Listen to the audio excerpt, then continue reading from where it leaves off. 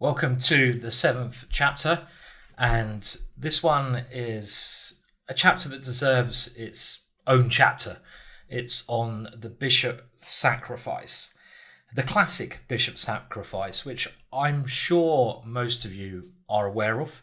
I'm sure most of you have seen this before, but we're going to have a look at it in a great amount of detail in this chapter, more than I've seen anywhere else published. Another strong point of the art of the attack. Now, this is the Greek gift, and it is really the oldest kind of explored bishop sacrifice in chess. And we'll move on to our first example quite shortly. And our first example is actually taken from a book which I believe came out in 1619 by Greco, his handbook, and it was the first systematic look at this sacrifice on h7. Some people call it, for that reason, Greco's sacrifice, but it's been given other names, Colley's sacrifice, because Colley played it on a number of occasions, but the Greek gift is its most well-known idea, and of course it's where you launch a sacrifice on h7, generally with white, and there are different ways this can be done and different defensive techniques that we need to consider when playing it. Now, this is actually a very common sacrifice, one of the most common you're going to find in chess, so it's really important to know it so really well. I say common because when you're playing white, you will often develop your bishop to d3. This square and c4 are the most two common in a lot of openings, and when it's placed on d3, it's looking at h7, and if black castles that way, when you have a knight developed on f3, I think you know what's coming, this combination of these three pieces, the knight and also the queen, coming over to h5, is the pattern we've got to recognize. So you start by taking on h7 check, bringing the knight to g5, and then the queen over to h5. And this is the standard Greek gift. I mean, in the book, The Art of Attack, this course, Vladimir thinks the most appropriate name is the classic bishop sacrifice. So maybe we should be true to the text. He feels this is most appropriate because it shows its early origins, and also just the basic underlying ideas of the sacrifice. You know, it is quite a basic pattern that we need to know. So we've got many examples to have a look at, many defensive strategies that we're going to discuss, and we'll move on to the Greco example, the first written text of this sacrifice, to start us off on our journey in this chapter. So here is the first written, or should we say published, example of the Greek sacrifice, or the classic bishop sacrifices. Is true to this course book, I was going to say, The Art of the Attack. And we reach a position from Greco's very early published book here, with Greco making, well, shall we just say, 6 rather unintelligible moves on the board, 6 rather illogical moves. Black has not really done anything in the center with his pawns, and he's played a kind of bad Alekhine here, putting the knight over on d5. And it's quite simple to see what's going to occur. Now, I will show you the sequence of moves first, then I just want to talk about some characteristics of this position, some things you should look out for when trying to make this sacrifice work. This is very important. This goes all the way that I've mentioned throughout this course about valuation. If you can evaluate a position well, you can immediately see what patterns you should be playing, and that of course will make you a stronger player. But here we see Greco's sacrifice with bishop takes h7 check. I mean, the common name is the Greek sacrifice. So if I do call it that throughout the chapter, I apologize, but you get the drift. And it's this combination normally of bishop, knight, and queen. And here, after the king captures, otherwise black clearly loses a pawn, we have the follow-up, knight g5 check, unleashing the queen in an aggressive way. And now black has this decision to make. And one thing I really like about the art of the attack and what Vladimir suggests is he doesn't just look at one king move here. He actually goes into some depth about explaining the sort of two main options that black has in this position when you get this knight g5 in. And really the two things I found from my own experience that you have to consider is if the king goes back to, well, forwards to g6 or back to g8, one of these two squares. Now, the reason this is important is because of our follow-up. If it comes to g6, it's obviously exposed, but it stops queen h5. But if it comes to g8, it's not as exposed, but it allows queen g5. And let's just have a look at this king g8 move in this particular position. Do note that this attack, this classic bishop sacrifice is even more powerful here because we already have a pawn on h4. I'll explain that again at the end of this. But now the third move that combines in this sequence, this attacking sequence, queen to h5. Threatening checkmate on h7, and there's nothing black can do here. If rook e8, we check, and then we check a big check again, the biggest you can find. And if in this particular position black tries to eliminate the knight, well, because of our h-pawn, we simply recapture with the idea of queen h8. And if the f-pawn moves, trying to give the king some leverage, then we can continue with g6. And g6 is an important move often in these lines where you play h4, because you're combining this with queen to h8. So this is very standard and what we're going to look at in this chapter, the classic bishop sacrifice. Now, a couple of things I would like to say just to add to this that I think are important. This sacrifice works in a much stronger sense when you have a pawn on e4. So it's more likely to occur when you're a 1 e4 player compared to a 1 d4 player. That doesn't mean it doesn't occur with 1 d4. It does. I've actually used it a lot in the London system myself, believe it or not.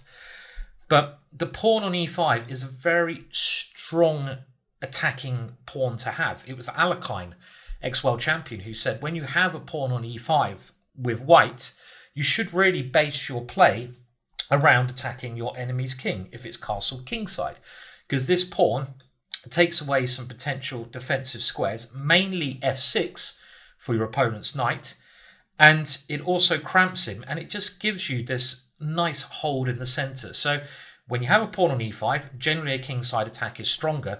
One thing to bear in mind there, the pawn on e5 can be, in some cases, weak, but in this case it's not, because it's defended by its brother on d4. I would also note again, the pawn on h4 makes this attack even stronger because it supports the knight, and in some situations the pawn can even get involved in the Greek gift. For example, in the line where black's king comes up to g6, we can go h5. This is an extra possibility, and a very good one, that we didn't have before, where we're either winning the queen, I'll let you work out how, or checkmating with a pawn. Very tasty. So just some small things to bear in mind there, but we're going to have a look at this in more detail. This is the first example that appeared in Greco's old manuscript on chess. Nice to have a bit of history now and again. We all forget about that occasionally. Well, I do anyway. Well, we're now going to have a look at another position where I would say it's a more natural position. And again, this classic Greek gift sacrifice on h7 is successful. Now, throughout this chapter, there are obviously going to be certain conditions for when this sacrifice is going to work and when it's not. You're going to have to back up all these conditions at the end of the day with calculation. That's clear. It doesn't matter if the conditions seem to be there or not. You've got to check them with your own thought process. But in order to recognize when these patterns work, it's the conditions in the position that will make you aware of them. And here we can see we have some perfect conditions already. We have the pawn on e5. Now, I mentioned this is very useful for the attack We had the bishop on d3, knight on f3, queen on d1. So these are the main three conditions. Also, when considering conditions, we must consider our opponent's defensive setup and where his pieces are. And we can see that on the king's side, he doesn't really have many pieces over there. This move e5 has forced the knight away, and black's pieces are very passive. So he's not in a good position to defend this one. And by playing the standard bishop h7 check, we're going to force a good sequence of moves. But even if this looks very simple, and it may be so as you get used to it more and more, even this position requires some very careful calculation. And you should never rush into such things before calculating it, even if you know the ideas there. I remember a very embarrassing story I had. I was playing Grandmaster Keith Arkar. Myself, I was an international master, and I thought that such a move was winning against Keith. I banged out bishop h7 on the board. My opponent, Keith, took it. I flew the knight into g5. He moved his king back to g8. And then I did the third step in the sequence, queen h5, thinking, yeah, this is game over. I've got him. And he simply, in the position, obviously different to this one, played bishop to f5. And I was like, oh, no. And this simple developing move defended h7, if you can picture that. And I had no way of sneaking into h7, and I was basically a piece down and resigned a couple of moves later. So, you know, you have to be aware of these defensive ideas and calculate. But let's have a look at this now. So again, you know, we're going to look at these without trying to visualize or letting you think about it too much at the moment, just demonstrating it. But you can pause anything at your own rate, as I'm sure you're aware. And after king takes, knight g5 check. Again, the classic follow-up. Now, there are three main things to consider after this check. Occasionally, bishop takes here, but that's not the main thing to consider. It's where does the king, the black king, go to? Now, g8 and g6 are the two main things you must be covered for. You should use a process of elimination to work out what's best. But also, on some occasions, h6 is a consideration. Now, h6 is not going to be as worrying for us when we have a bishop on c1, because we can always move the knight quite easily and win the queen, for example. Very, very simple way of doing it. But, of course, you must work out where this king is going to go, and you must have it covered for all eventualities. And do remember, like any combination, if one of these moves has a loophole, which it will do in some cases, the whole combination falls down, and you shouldn't be playing the classic sacrifice, bishop takes h7 in the first place. It doesn't work. You should be looking at other moves. So in this case, let's have a look at them one by one. Now, the first move I would probably always analyze is what happens if the king retreats. Because if the king retreats, black is getting his king safe. And if we can't follow up with a very good attack, it's just not going to work. So here, luckily, we have the good attack. Queen h5. We don't even really need to consider black giving up his queen, as that's clearly losing. Rook e8 is more important. And again, if you ever get this situation, I talk about cheat combinations as well. And one thing you know here already is that you have a perpetual check by moving the queen backwards and forwards between these two squares. So in some respects, you can go into this combination quite confidently, knowing that you have at least a draw. But of course here, we're looking for more than a draw. We might as well grab on f7 first. This also gets rid of a defender, which is useful. Can you see the mate? This is actually a standard mate in these lines. We now go back, and now we come into h7, and we check on h8, and we go queen takes g7. You can see it's important to get rid of the f7 square, and this is checkmate. And this variation is a typical example of the checkmate, where we get rid of f7 and then come through to h7. And this actually occurs a lot in these variations. And again, we're talking about focal points, as we have done throughout this great course, The Art of the Attack. I say great, I didn't make the course, so the person Vladimir is the genius who created this.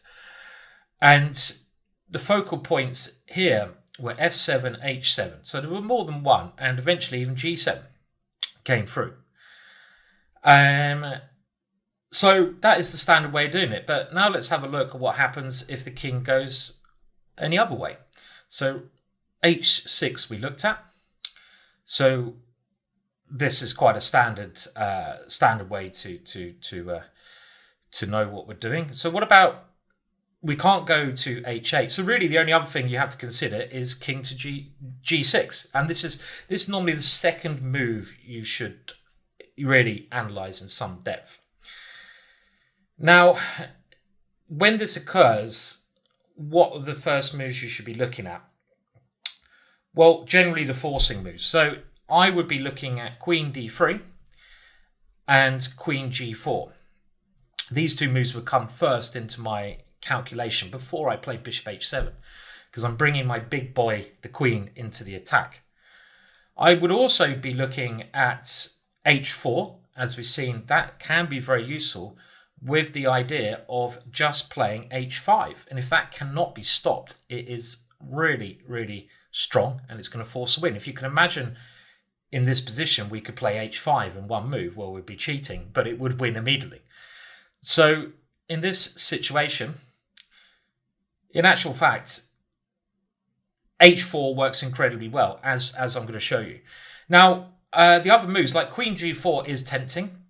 And just to let you know already what you should be considering here, well, f5 is normally the main way black tries to defend against queen g4, because he's gaining a tempo. If you capture, the knight will come here, gaining another tempo, and black can often fight on well in this line. And if you go queen d3 in these positions, well, again, f5 is the move to consider, when you can often grab some material back. But let's remember, we have sacrificed a piece. So it's not always clear if we just grab another pawn. These positions can be very unclear. So in these cases, well, you should be looking at all these, but it's clear to see after some basic analysis that h4 is strongest, because there's only really one line we have to worry about. h5 is a killer threat. Black has to stop h5, otherwise he's losing. f5 does not help here, because we just go h5, we're going to win the queen. For example, we go here, and then we take here, and this discovered check is deadly, winning the queen. So the only way to stop h5 is rook h8, and this is forced. This is absolutely forced. And now there's a very clever idea here. And this is combining some of these other checks, but we're actually forcing the rook to come out to h5. And this is actually, from the original position, not so easy to see. And the winning idea here is something maybe you guys can have a go at solving. So this is your pause chance. But again, I will give you a little bit of time just to do that. And the winning idea is to now play h5, because what you're trying to do here is to bring the black rook to h5 where it's exposed. And now we swap plans, going back to queen d3. The difference here being that after f5, the only defensive move, knight takes e6 is again an interesting possibility, but it's not entirely clear. An even stronger move is to force the position to open even more with pawn takes f6 check. This is the way we'd like to play, because we want to open the position, deliver checkmate. And king takes is forced in these positions, and now we hopefully see the reason why we've given up the h-pawn to tempt this rook out, and it is because of the fork queen f3 check. Now if the king comes to g6, queen f7 is going to be crushing with knight e6. Remember, our bishop on c8 is often important in such Greek gift classical bishop sacrifice positions. And if the king comes back, the best way to do this is to first check, force that king to another uncomfortable square, and simply take on h5. And in this position, we are the exchanger. Major threats. Black's king is horribly weak, and this is an easily winning position.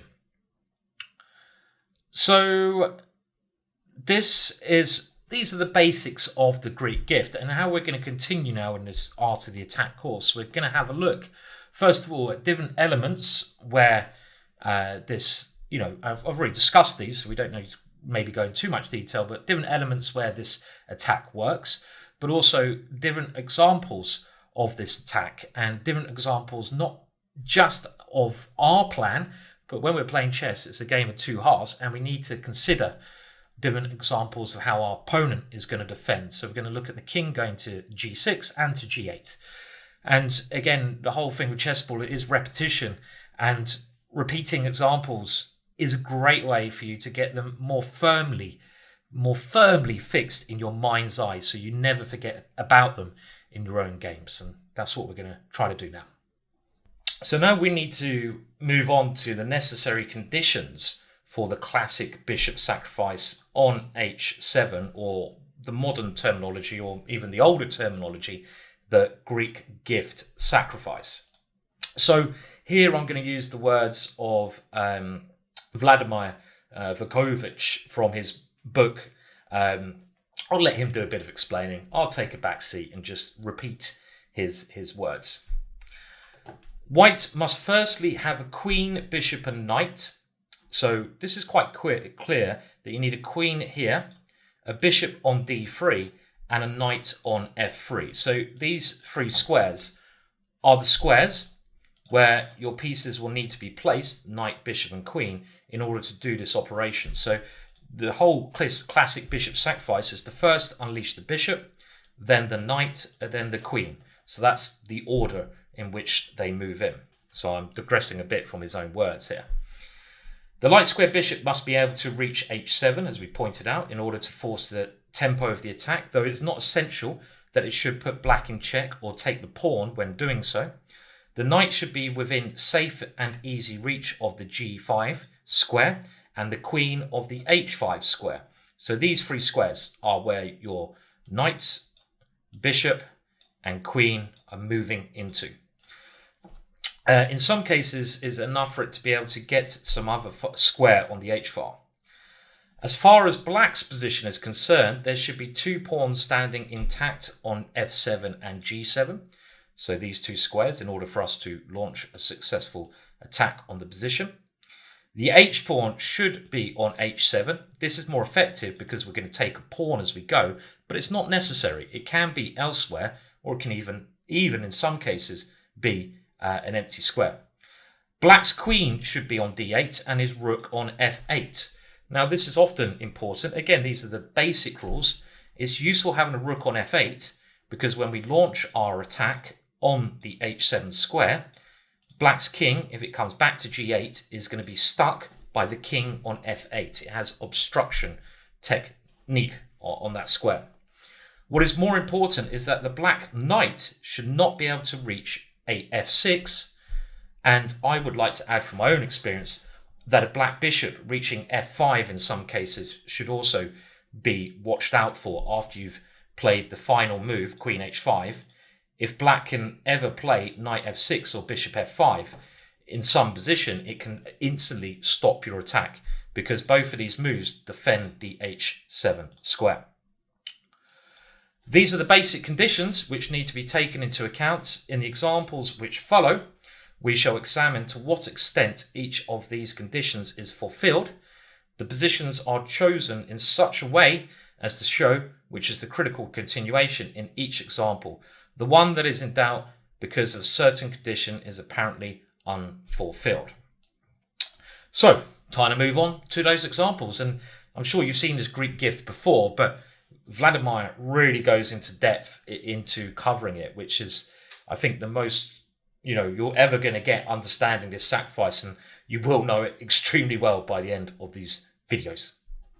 So this next example is an example where the move king to g8 after the standard sacrifice is the critical option, and we're going to start by looking at this. So examples where after the knight g5 move, the black king comes back to g8, and different setups evolved around that. Then we move on to king to g6.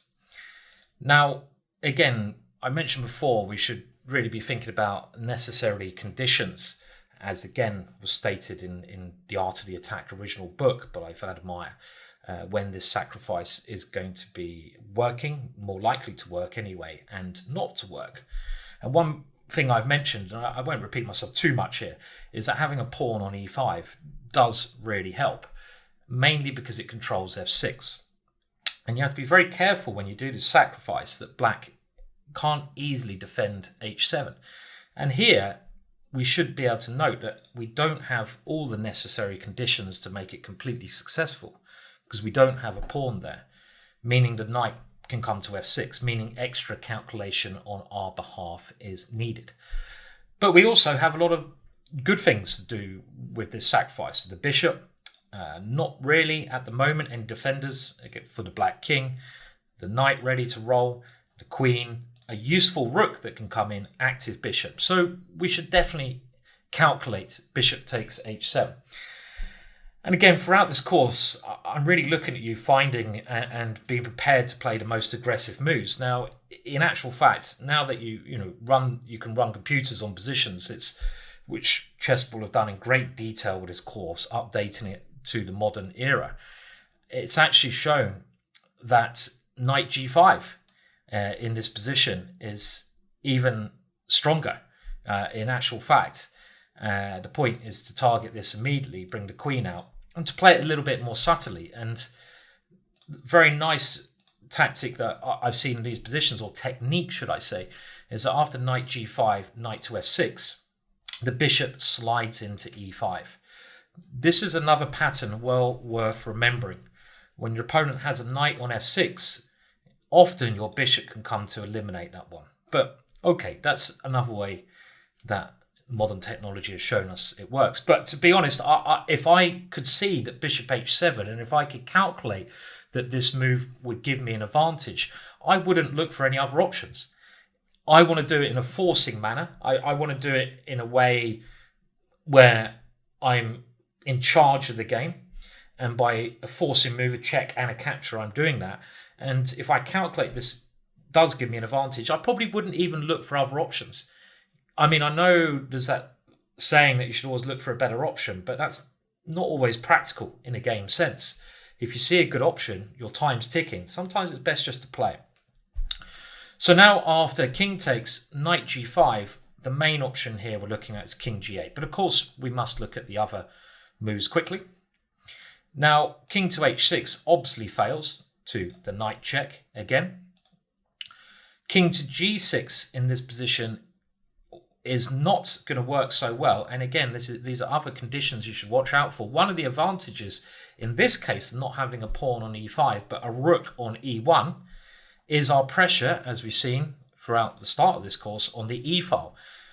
And this means that any moves where black plays f5 is going to be hit with something on e6, most probably. So for example here, in actual fact, queen d3 check is working very well. And if f5, well, there's a lot of tempting moves here. And we have to remember black always has a blockader, but a nice idea here is queen g3. Quite subtle, quite a subtle move, but we are preparing some deadly threats. And black can't sidestep out of this idea with king f6 because a rook takes e6. So there's nothing black can do to stop a devastating knight jump now. Now, after queen d3, king f6, there's now another queen maneuver. And again, all these things require calculation because there's no necessary forcing way here. The black king might get back to some safety. Moves I'd be thinking of is something like bishop d6 to stop that. Knight to h7 is not really correct because you shouldn't be grabbing material when starting such a combination. It's not about the material.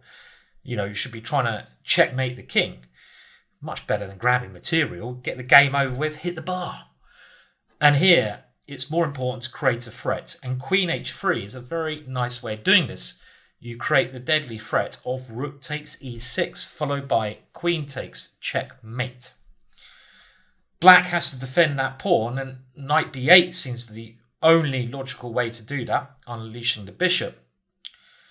But now another very nice move. Let's remember, black is going to try to go king e7 anyway, so we don't want to force. We don't want to help our opponent by forcing the issue here. And this is something, again, we have to bear in mind throughout the course. It's sometimes good to force things, but only if it benefits us. There's no point forcing our opponent to play a good move. So you might think this is a very clever move because you're offering the knight, but you're forcing your opponent to make a good move here. In actual fact, a better move is queen h7, when we might well play this check or knight check here, but our queen will come in with devastating effects on the dark squares, and white has too many pieces attacking here. So that brings us back to king g8. And now if we play queen h5, black has a new defensive mechanism because we have no pawn, and that is knight to f6. But now we've got to change our philosophy some moment. We shouldn't give up here because there's only one piece defending the black king, and we should also think about timing.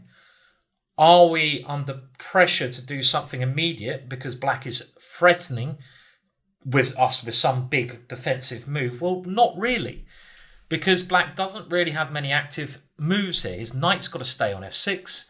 His bishops can't really do much. So he's under a bit of long-term pressure. But again, we now need to consider, before playing bishop f7, what is the focal point now of the attack? And you could say you do this by tracing back the squares you're trying to get into. Obviously, h7 was the focal point, but now the knight is the focal point because the knight is defending that square. So we need to play a queen move, and something like queen h4 is logical. And now we have the idea of this sort of pattern I mentioned earlier, bringing the bishop in and simply getting rid of that one. So a bit of calculation would be needed here. And again, I'm going to, for the first examples in this chapter, spoon feed you them. Then I'll ask you to pause, but the pause option is there. How can black defend? There's only one good defensive move here. You can have a go at trying to find it now, and you must consider your opponent's best defensive moves. But let's start with some of the weaker ones. Well, bishop c7 doesn't help because after bishop e5, black has effectively wasted a defensive tempo. We're still threatening to take the knight and come in, and this is going to lead to a devastating effect. If black takes there, we just transfer a pawn to that square with the same threats. This is not good enough. So we can eliminate bishop to c7 from our defenses. What about g6? This could be an idea to try and get the king to this square in some cases. Even that is not so clear, but maybe even knight to h5.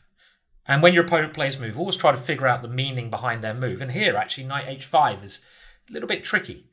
So a way to dodge their move is queen h6. And black is even more tied up now, and pawn moves create weaknesses. And this pawn move, g6, weakens the dark squares. And we have a very simple plan. Bishop e5, threatening mate. But also another plan, the rook swinger, something to bear in mind. The rook coming around. So what else can be played? Well, rook e8 is the most normal defensive move you will come across because the black king is trying to come towards the center. But here it's not good enough. Bishop e5 comes, and if black tries to run with king f8, we can check on h8 and then take on g7, and these two threats against g7, I should have said, against f7 and f6 is winning. So it's clearly not good enough, this rook e8 idea now. So the best defensive move is actually e5, and this is very clever, and it goes back to that little analogy I mentioned about Keith Arkle getting the bishop into f5. And this is the only chance for black. And here we should take with a pawn because it creates a bigger threat. But black does have bishop f5. And after we take on f6, there is some compensation here for black, for the pawn, because of the two bishops. White is still better here. White is a pawn up. White still has some threats, but black has covered most of them. And this is a tough game to win. So this is certainly a way that black should attempt to defend in this variation. And again, these things you've got to watch out for.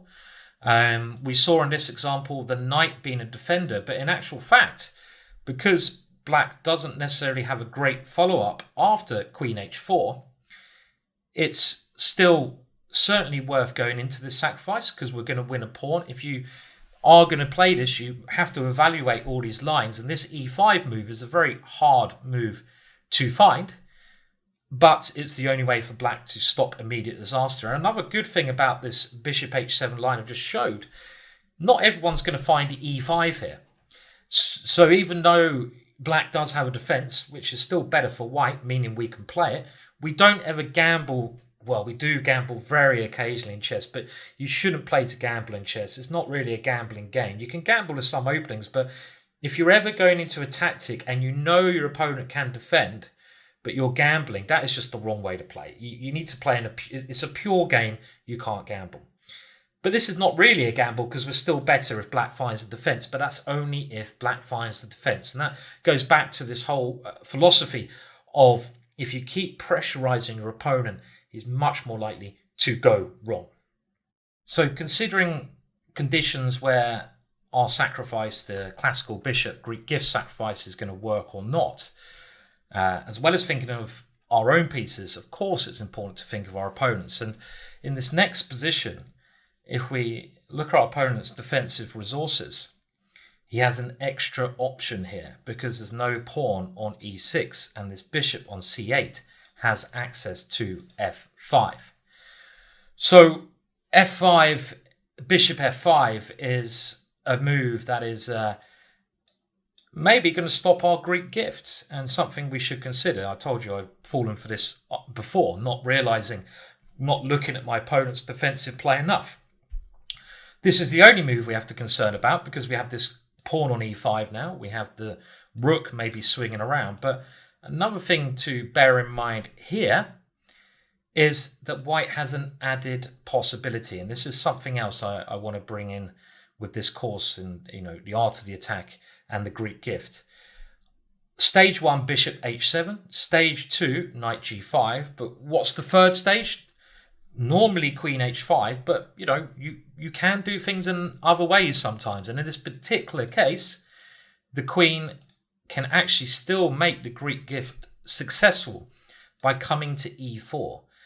And this move stops bishop f5. So it does work, but in a slightly different way. And again, this favors white. So let's have a look. Bishop h7 check. Stage 1. Stage 2. And now the critical move, again, king g8. This is critical because black has bishop f5 is relying on this. We know king h6 is bad in these positions when we have this condition of the bishop on c8. We have to always look at king g6. Can you see the way to play against this one? And something I should give you as a little hint here is that the knight on e8 is discombobulating. I love that word. I need to get it into every course, DVD that I do. Is discombobulating the communication between the queen and the rook, meaning that in some cases black doesn't have rook h8. And the way to play against this is to, like in the main example, go queen e4 first. We want to get this queen to the most active square. And after something like something to f5, it doesn't matter so much. Let's put the pawn there, queen to h4. And rook h8 is no longer possible because we simply take the rook. And black is threatened with queen h7 mate. And after the only defensive try, f4, the king is not going to survive because the nice, again, even these simple looking lines require you to calculate. And here you should be looking at the most forcing move, bringing the king even further into the danger zone. Another forcing move, it comes further. Another forcing move, further please. And now check on g6. And the winning move here is king f2, allowing the rook over to h1. So going back, I mean, even that line was a little bit complicated, but you should be able to see those things if you spend enough time. And of course, you have to calculate these before giving your bishop up. Remember, if one of the conditions of black's king escaping does not work for you, the whole combination fails. So it has to be kind of perfect. And after king g8, we do not now play queen h5 because of bishop f5. Always be aware of defenses against h7. Unlike the last situation, there's no way we can get rid of the bishop here. In the last situation, the last video we looked at, we could get rid of the knight. How do we get rid of the knight? We brought the bishop into e5, but we can't get rid of the bishop here. Black is easily defended. Black is winning. So the best way to do it in this situation is bring the queen to h4, stopping bishop f5. Black also doesn't have rook e8, another problem with the knight being here, so f5 is forced. Other moves met by the same white response, queen h4. This is now a very big checkmate idea. Rook f7 is black's best try. And now there are a couple of options. The forcing move, queen h8, is a very nice little tactic. Remember, this tactic, queen h8, dates back to, off the top of my head, what game was it? Game 9 of the World Championships in 1968 or something like that, with Petrosian playing against Spassky. And Petrosian won a very nice game with queen h8 and knight f7. Again, showing you how pattern recognition can help your chess. So queen h8 is key. But actually, another very good move here is e6. And in actual fact, black has to give the queen up now to avoid mate, because this is coming in, because e7 is coming as well. And this is very, very simple. But queen h8 is the flash way of doing it. And after king takes and we take on d8, white is winning here because of the boxed in position of black's pieces. And we can save our knight with bishop g5 and with e6 later on. So, of course, white is winning in this case as well. So why did this work? If we think about why this combination bishop h7 worked in this case, I think it's due to a couple of factors. And the factors are that black has got the knight on e8, discombobulating these two defenders. If the knight was maybe somewhere else, black would be fully defending because of rook h8 possibilities. But this knight is really in the way, and it's a real problem. So this does fully compensate for the fact black has bishop f5 as the defense. He's also, on the downside, this knight. So they're compensating each other, meaning that the attack works in this situation. But again, full calculation is the only way in a real game to work out if the attack is working or not. So the last example of king g8 being the critical defensive try by black after our sacrifices, our classical sacrifice on h7. Now, why would king g8 be critical in such a position as this after we do stage 1 and stage 2, bishop knight? Because black actually has an extra tempo here. The extra tempo is this rook e8 move. And we've seen that this is often a way black can try to escape with the king coming and running towards the queen side. If black doesn't get mated, he's going to be material up, so he can often convert that into a win. Other things to bear in mind in such a position as this is that given one move, black can set up some kind of defense with knight to f8. I mean, if I was evaluating this position in a game situation, I'd be extremely comfortable with white. I play these kind of structures quite a lot as black, the French defense. And one big thing I notice here is that black does not have a dark square bishop. Where has the dark square bishop gone?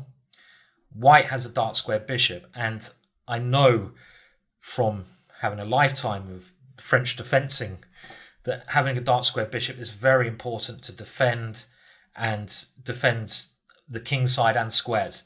You often give this one up in the winnerware, but then you can suffer on the king side as well. And this is what I'm saying about evaluating positions. And what I like about the art of attack is it does throw you into positions and you have to evaluate them. And you can do that by a number of things. I'm comparing this to my knowledge of openings, and already I'm able to make very good assessments on that. So white is in a strong position, whatever, but again, if you can force the situation, if you can force the win, of course you should. You should always try to play in as forcing manner as you can in chess, for obvious reason. And even though black has this extra tempo, this now doesn't work in a defensive measure for black, because white has a very, very strong case to sacrifice. The pawn is on e5. The rook is already ready in some situations to help out. White has the extra dark square bishop, and black's pieces are very badly huddled together. So the key move is analyzing bishop h7 check. King h7, and now knight g5, stage 2.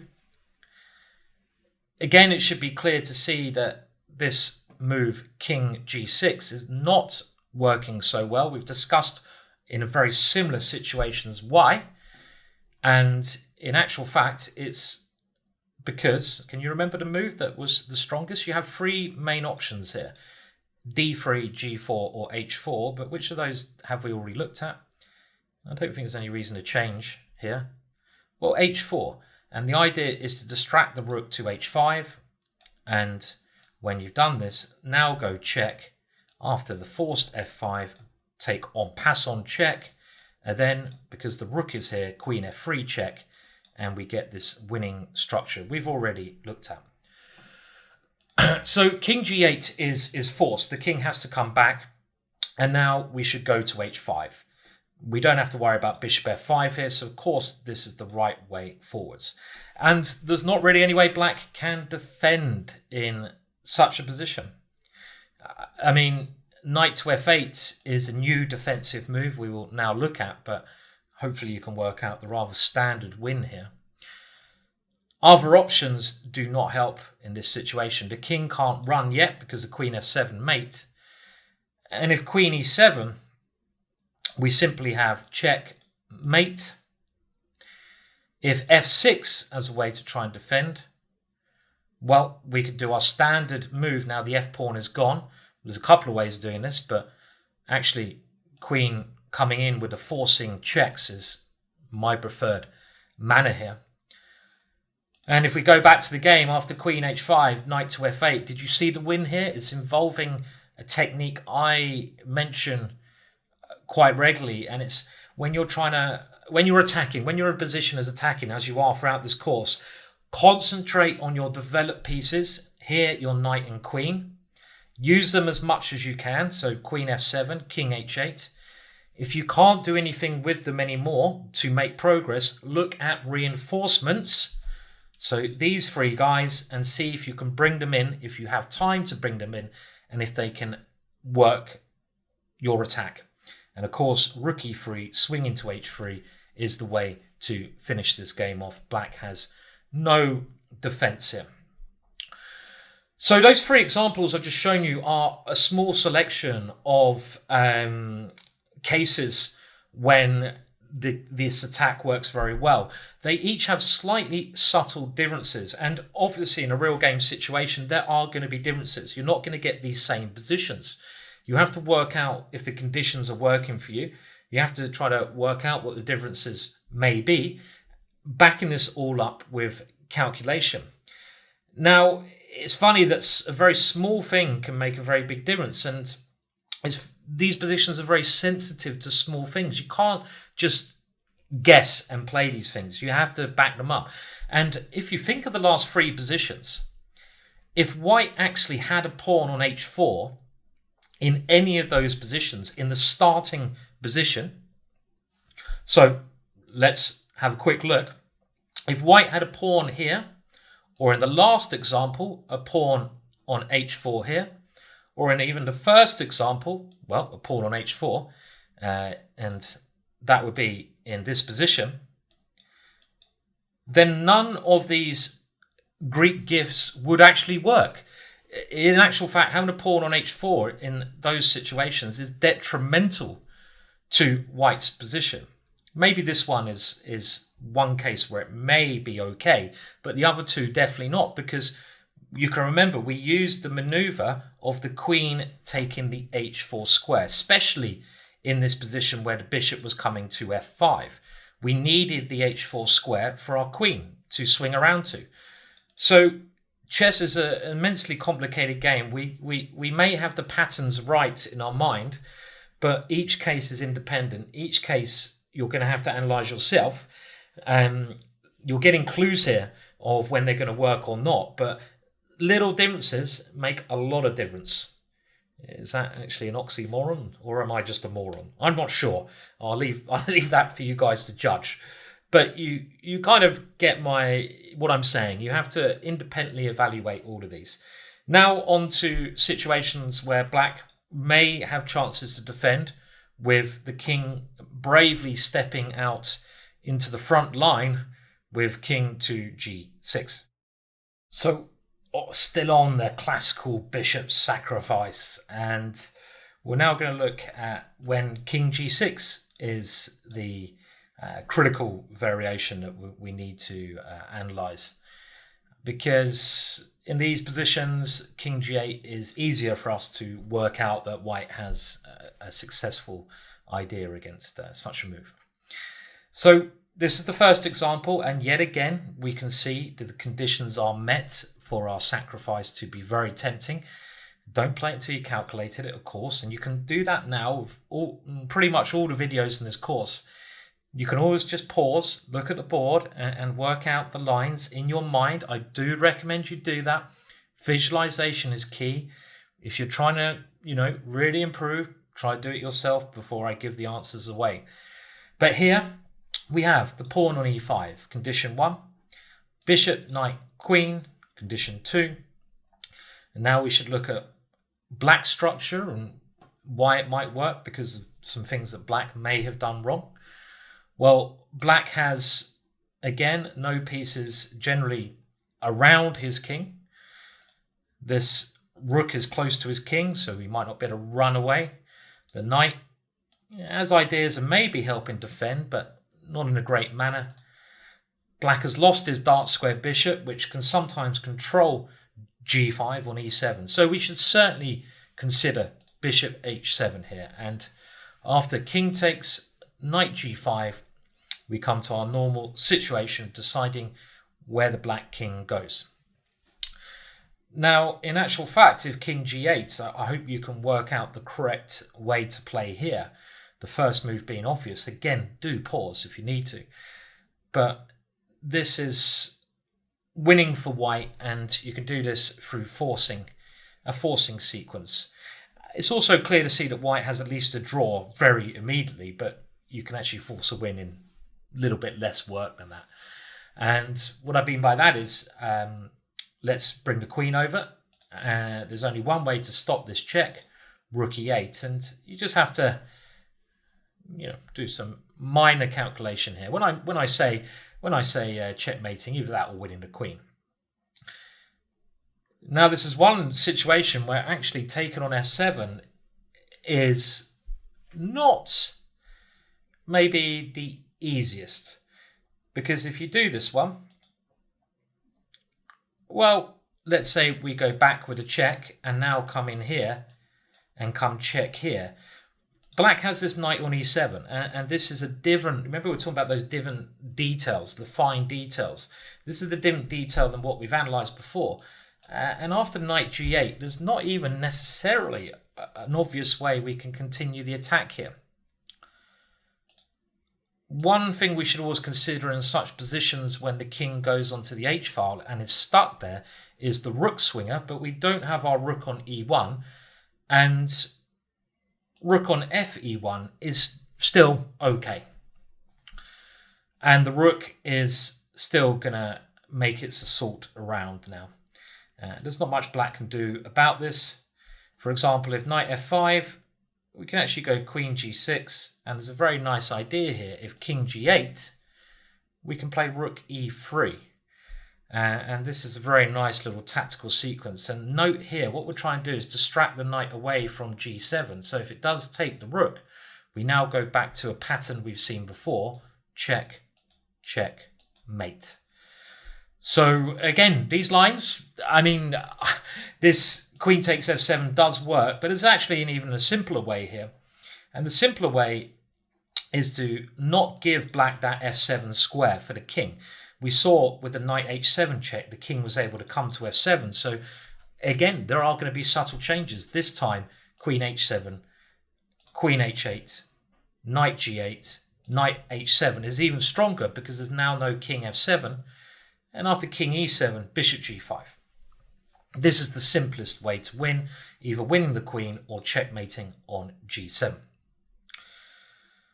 So what about king g6 here? Well, we must now think about the next stage of the attack. I always find the king g6 lines are much more harder to calculate, hence why I think Vladimir put them second in the book. And when I say harder to calculate, it's because you have more options. You have this d3, g4, or h4. Generally, these three continuations are always going to be one of them is always going to be the moves you should play, if indeed you should go into the sacrifice. So before moving in with the classical bishop sacrifice, Greek gift, bishop h7, you should get this position and make sure that one of these moves is working. If it's not working, and you must consider your opponent's best defensive ideas, then you shouldn't be sacrificing the bishop. Now here, let's have a look at them. Queen g4. I'm not sure how you're continuing after the move f5. Remember, f5, good defensive move. If our queen comes to the h-file now, black has this good defense, and after rook h8, you're not really doing anything here. Not really making progress. So this is still some danger here, because you could have gone g3 immediately, but it's maybe not as strong as the other moves. And what about then, that wasn't so clear. So what about, well, I mean, I suppose if we do play this one, f5, we shouldn't go queen h4 first. We go queen g3 straight away. And this move's a little bit harder to see, I guess, but it actually is still very strong, isn't it? Because knight takes e6 is coming, and there's nothing black can do about that. If black tries to move the queen out the way, we don't even have to take on e6 immediately. We can actually now play h4. And this is another way to build up the attack. The idea h5 check and bringing the queen into h7. And after something like rook h8, we now take on this square. And the point being, our queen is going to get to d6 with checkmate, because the rook has left control of the f6 square. Again, very small subtleties. For example, check, check, mate. So it's always going to be a little bit different, the calculation here. Now, normally the rule is, I would say, with the king on g6, a pawn on h4 is always going to assist your attack. So we saw queen g4 was actually working there, combined with queen g3. I should also point out that queen d3, therefore, f5, maybe also works as long as we are coming to g3. As long as you had that in mind. I mean, there is another possibility, and that is h4 straight away. And I also think, luckily in this case, all three lines are working. So to be in a game situation, the way I'd work this out, I'd probably just pick one of them. Let's say I pick queen g4 in that last line. I'd analyze that. I'd double check, triple check my calculations. If I saw that white was doing well in those lines, I wouldn't bother looking at h4 in this position. Why do I need to? I'm winning anyway. I don't need to find all my wins. Only one's enough. But just for comprehensive covering of this line, h4 is actually working well. Rook h8, normally the only way to defend. And now we have the same sort of idea. The queen comes in. And in this case, after f5, we can take. And, well, it's a tricky situation because the knight is coming to this square. So maybe king takes his best. But bishop e5 check is doing the job because white's pieces keep flying in with the attack. And even in that last position, you can go knight to f7, winning the queen immediately, for example. So king g6 was critical there. And one thing we can take away from this, that in all of these lines that we've seen so far, when the king comes to g6, having a pawn on h4 is very useful and a move that you may need to use in order to win against king g6. Well, in this next case, white has no pawn on e5. But to make up for that, he does have the rook on e1, having some pressure on the position, being able to swing its way around. And this means that the sacrifice is probably going to work. Also, we have to look at our opponent's pieces, and this even looks worse than some of the other examples of black, because black doesn't even have a minor piece on e7 or a rook on e8.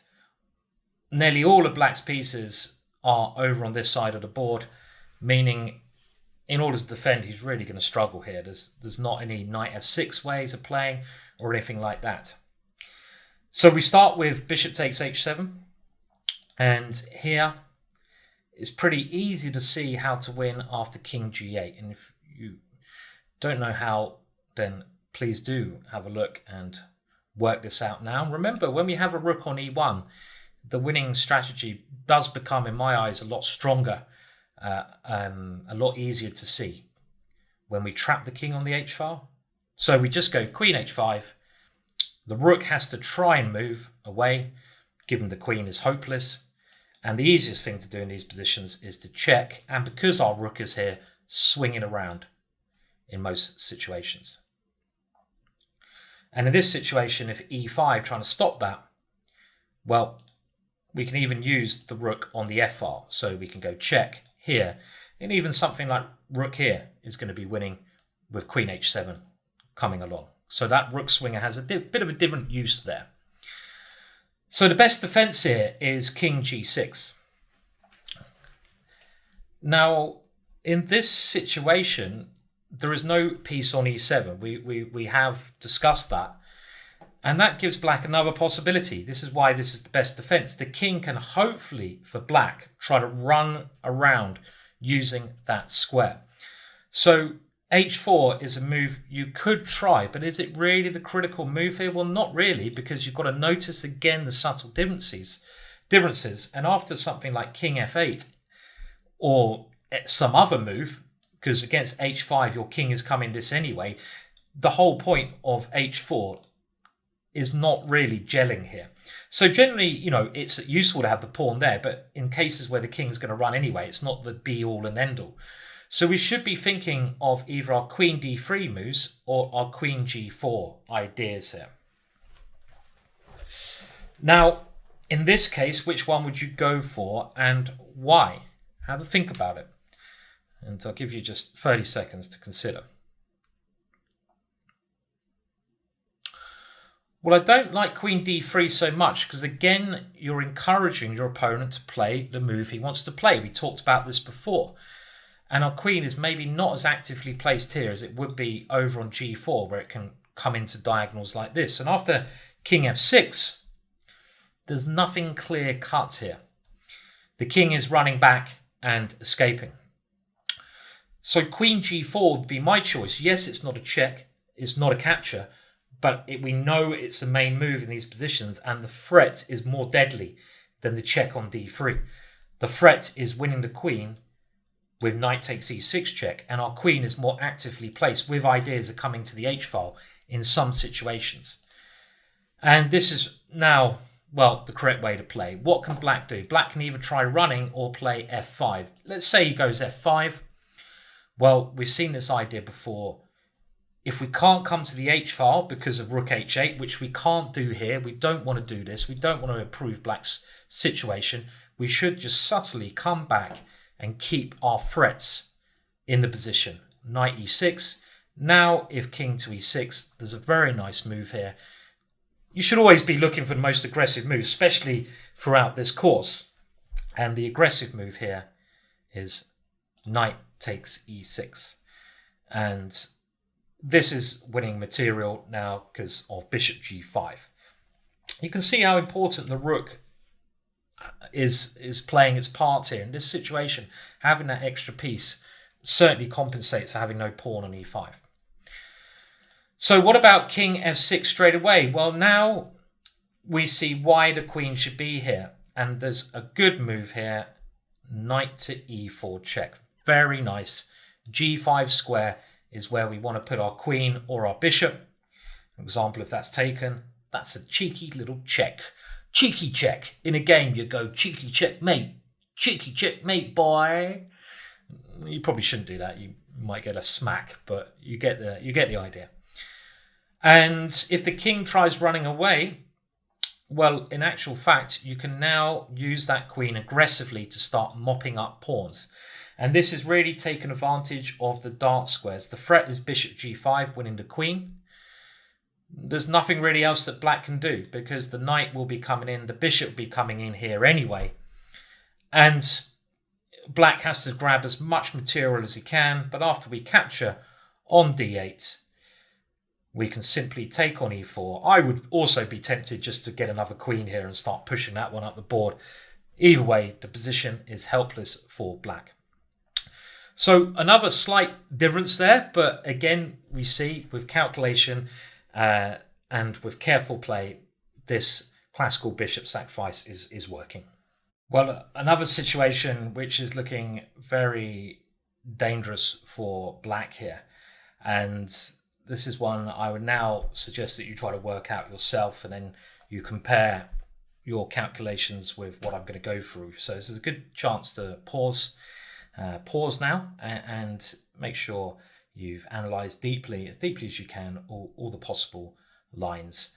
And in this one, I mean, when the king goes back and when the king comes forwards, which move is correct when the king comes here? Is it h4, queen c2 maybe, or queen g4? So pause and do that now. Well, the conditions are totally okay for the attack. Black, yet again, has most of his pieces on the bad side of the board, not helping defense of his king. And we have a pawn on e5 and our 3 pieces ready. One slight difference here to bear in mind, though, and you should note these things, is we have no dark square bishop. Now, when you don't have a dark square bishop, white will have to contend with another possibility, and that is the king coming up to h6. Because in the last examples against such a move, we always had a knight jump releasing the bishop check, but we wouldn't have that in these cases. But we'll come to that move first of all. Here, king g6 is still critical, because after the check, stage 2, if the king comes to h6 now, the problem that black will face is that after queen g4, this check is going to gain a tempo on the king. So black's situation is not that good. Now, what about this king g8? Well, I would say this is also a critical continuation as well as king g6, as it always is. And mainly in this position, it's critical because black, again, has one subtle difference that he hasn't had in some of the other examples. A focal point of the attack, as we know in these positions, is f7 and h7, and black has better protection of one of those focal points here. Nevertheless, after queen h5, let's say rook e8, white's attack is still incredibly strong here, but it requires a bit of care to play this attack and a little bit more faith. Sometimes when you're attacking, you're not always going to have an immediate win. You're going to just have a continuing pressure, maybe not even for your material back.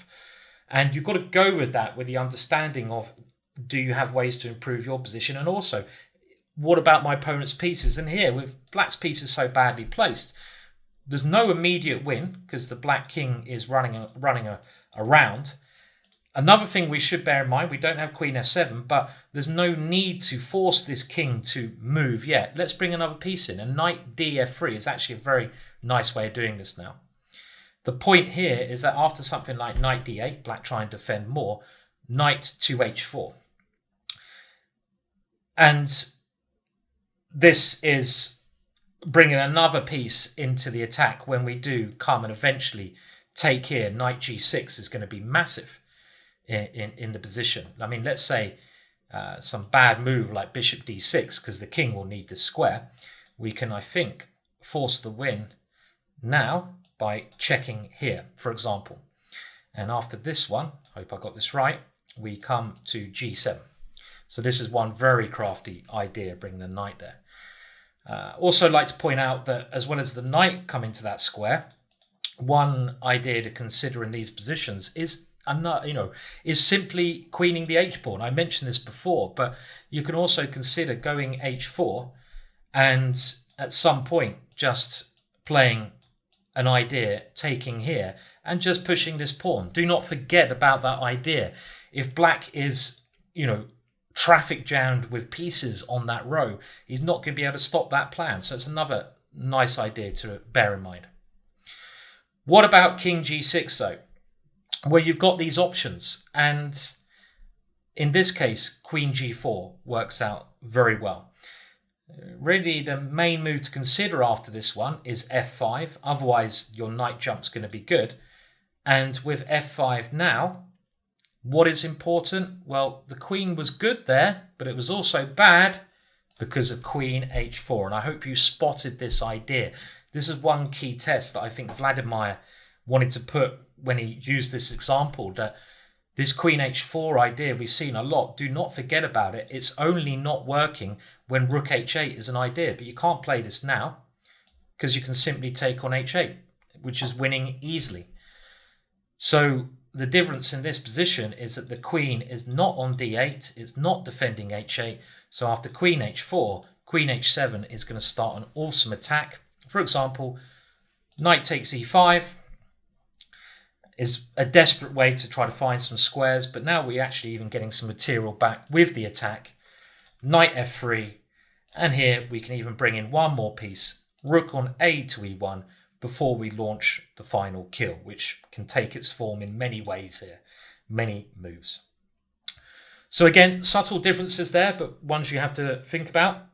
And that now brings us on to the last video in the critical king g6 lines with this Greek gift. The last example of when king g6 is critical differs a little bit fundamentally to the other examples we've touched upon so far. The main fundamental difference here is kind of the space in the center of the board.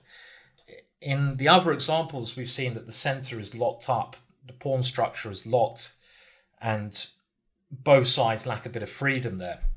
In this case, black has the d5 square, which he's never had before, and some other options do come about. But that doesn't mean our sacrifice shouldn't work. Because from the white side, we have the pawn on e5, bishop, knight, and queen are ready, and we must start calculating this bishop h7. So let's go for it. And after knight g5, what should black now play? Now, I would get in a routine in these positions of doing them in the same order, but it's totally up to you. I would probably start with king g8. If I found a win against that, I would then look at king g6. If I found a win against that, I would double check king h6. I've never seen a position where king h8 is the best defense against the Greek gift. I don't think it ever can be, because it naturally falls into the check. So let's do it in that order. Well, king g8, we can go queen h5, and this looks deadly, but there is now another defensive move, which I've actually seen working in some positions, and it's to do with this diagonal. It doesn't work here, but you've got to be aware of these defensive ideas. They could ruin your plan. Queen d3. This is the kind of move that you could suddenly spot, and it could horribly ruin your day, because the queen gets back there, it's lost. But white is now winning by blockading that diagonal with knight on c to e4, and this is an easy win, as we have seen in many ways before, with the queen having these two squares, these two focal points. So then, and again, remember when I'm saying this out loud, I'm doing this all before I play bishop takes h7. And I would then look at king g6 and try to work out the best way to play here. And another difference now is that I certainly do not want to be exchanging queens. And it looks from the examples we can see in the art of the attack that one of the moves you first should think about is queen g4. And queen g4 is generally stronger than doing the immediate check on this diagonal. In these cases, the threat is stronger than the execution. And I would say queen g4 here is a better move. Also, we're defending the knight. We didn't have time for h4 because of the queen exchange. And now we have this deadly knight move. f5 is black's best defensive try. And normally we go queen g3. But in this situation, queen g3 may not be as strong here. Black maybe even has the move f5 in this position, pushing across. And there is one move that I want to bring in now to these calculations, and that is pawn takes f6. And in this case, with the knight on e7, it's much more effective. We're getting a very strong tempo, and it's also effective because of the more open nature of the position. What I mean by that is that black doesn't have a pawn on d5. Again, a big difference, meaning the e4 square is free. Black has to take with a king in this position, and now the main difference, knight on c to e4 check. And you can see here, I mean, I would even kind of stop here and work out, well, my opponent can't survive with a king in the middle versus 3 pieces. But we can go a little bit further, and the simplest way to do this is f4 check, king here. We can win a queen, that's enough.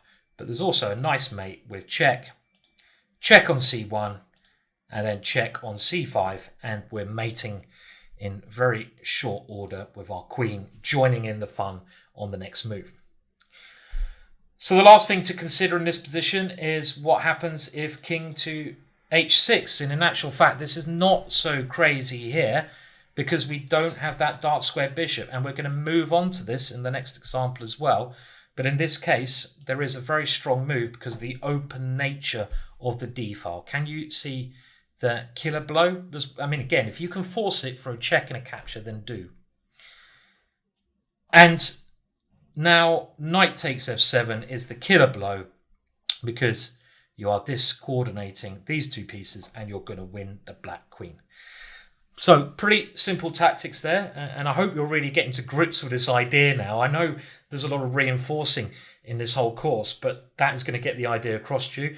I mean, how enjoyable will it be to get the Greek gift working? I think every strong chess player has managed to do it in at least a couple of games, and it is very rewarding when you're able to use something you've learned in such an aggressive and fun manner. And I'm sure a lot of you will be using this to great effect in the future. The last case we're going to look at here, when black accepts the Greek gift or classical sacrifice, is when the king can come to h6. Now, this is not normally an option for black, but there are some conditions where it may be an option, as for example in this following case here, where there is no dark square bishop, so white won't have a discovered check to rely on, and also when white has a pawn on h4 already. Generally, having a pawn on h4 is good for the classical bishop sacrifice, Greek gift, but in some cases, let's remember the pawn on h4 stops the white queen coming to that square, and that's another reason why the king might be a bit more secure on h6. It all comes down to calculation. In this case, that is the critical move, but we can see here yet again in a French defense structure, and this Greek gift, if you're thinking about what openings you're likely to get this tactic in, the French defense does, it really higher your likelihood. The French defense, you're much more likely to get this Greek gift idea in, just because of the pawn structure in the center. It's all locked. You have this pawn on e5, and you generally get this bishop on this square. So let's have a look. Bishop takes h7. Now, another common thing throughout this course is when you're looking at these tactics, to swap around the move order. And in actual fact, in this case, even though we have the pawn, the bishop, queen, and knight, it's not actually working so well here, this Greek gift. And again, these small little details make a big difference. In this case, it's mainly black has the e7 square, but also white doesn't have this bishop, and he has a pawn on h4. And even though the position is very dangerous for black after the sacrifice, it's not as effective as the other examples. So you've really got to, work it out case to case. And what I was talking about tactics when you're about to launch them, a very good idea is if you can work out that this is not maybe as promising as it has been or you think it should be, then swap around the move order. And, if this is not working, then I would certainly consider something like knight g5 here. And the idea of this move is quite intriguing. And the idea of this move works well because, again, black is missing this dark square bishop, which controls some key squares, even f6, as we're going to see. And after here, h6, which is pretty much the only way to try and defend, we can dive in to h7. And after rook e8, the queen can follow in. And with ideas of g4, g5, f4, f5, this is a more modern way to attack, actually, this idea I've seen in some modern games, and maybe sort of outdates the original book, The Art of the Attack. And this position is very hard for black to defend, but it really only works because of that lack of dark square bishop, because there are always going to be cases where knight to f6 is going to be very, very scary for black. I mean, another idea here, you could even try to bring the rook around, bring another piece into the attack, and then you'll have 4 pieces attacking the black king. Very dangerous stuff. But going back to bishop takes h7, let's analyze this line. Well, king takes h7, knight g5, and here king h6 is clearly the critical move. The other 2 moves, white is simply and easily winning, and it's quite easy to work that out. Now, I want to keep some kind of methodology with this Greek gift, and my methodology, as I said before, is I'll first look at king g8, and then king g6, and then the other options when I'm trying to analyze it before playing the move. And king g8 here, I'm not going to move the pieces now, can be met by queen h5, and then after rook to e8, how would you continue then? And I think there should be a couple of ways you can see that are good. Let's have a look. Well, okay, we will dive in. So king back, queen here, rook here, only way. And this is one of the first things we'd learned in this part of the course. And it was, if we can get rid of that f-pawn, we can force checkmate. Now, there was one rare case where we don't want to take the f-pawn because the king has that square. But in this case, this would be wrong, the immediate check on h7, because black has the extra defender. And black is probably doing okay here after the king runs away. But if we can get rid of that f-pawn by first taking it, then we can force checkmate in one of the standard ways like this. Now, what about king g6? Well, if king g6 in this position, then because e6 is quite weak, it's not defended, I think, again, we should start with our main critical move. We don't have a dark square bishop defending the knight, so h5, as interesting as it is that actually doing a good job? Well, maybe now king h6. I wouldn't take here because after queen d2, that king is running. But I would just consider going to h6 here. And we're threatening to take that one with the queen. Black is defending. So here, queen g4 is critical. And this looks very strong with these knight jumps. And the problem is black doesn't have the normal defense of f5 because we can take on e6 with mate. So in this one example, the critical move and the safest square for the king is king h6 because we don't have any queen h4s and we don't have a bishop on c1. And there are 2 ways that white can try to continue here. In Vladimir's original book, he suggests the move f4, which is actually not the strongest continuation. So, even in this brilliant text, there are mistakes and it's not always perfect. It's more the ideas that this book is brilliant for, and the tactics are brilliant, don't get me wrong. But course, without computers, there are going to be mistakes. Now, after Vladimir's f4 suggestion in the book, he doesn't commentate on black's best defensive try. He only gives the line with knight e7, trying to bring that knight around to defend. And you can see already here that white's attacking strategy is much slower. It's really keeping the black king there and trying to increase the attack with f5, but this is much more fanciful and much more unclear. All the other ones we've looked at are very straightforward attacks and easy to work out. This one, if you're entering into this position, you are clearly gambling because there's nothing clear here. That's why, from a pure chess sense of the position, in the start position, you should have looked for other options. But I mean, here Vladimir only gives knight e7. And now after h5, this position is a little bit tricky for black because the g-pawn is coming.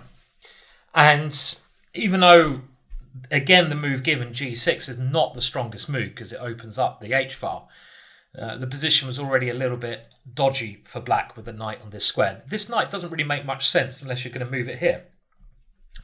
And g6, white can just take and bring the queen in. And after king g7, f5, and we're blasting through the position here with our queen and coming here. And again, the two focal points for attack are going to be f7 and h7. These are our main landing points. But if we go back, after f4, black actually can play queen d7 here. And black's idea is simply to defend this pawn and play f5. And if black is able to play the move f5, I don't see how white's going to break through. There's no pieces that white can use to join in the attack. f5 is coming in this position, and it looks to me like black should be able to defend, and he can even live with his king on this square. It's not really any danger. So queen d7 is a good move here. So let's go back, and instead of f4, that leaves the other option, queen d2. And this is white's best chance to create some immediate threats. And now, of course, if the king moves, this is going to be very dangerous for black. First example, we can move our queen to d3. We had this option before, but after something like f5, we get this kind of position where we clearly have some attacking chances with the rook coming to e1. And we can win back a bit of material with this move. But after queen d2, black's best option is now to play queen e7. And white can re-establish material equality, but it's maybe not even, it's maybe not even good enough. So, for example, here, knight takes e6 check and knight takes f8. Let's say here, knight takes here, some position like this.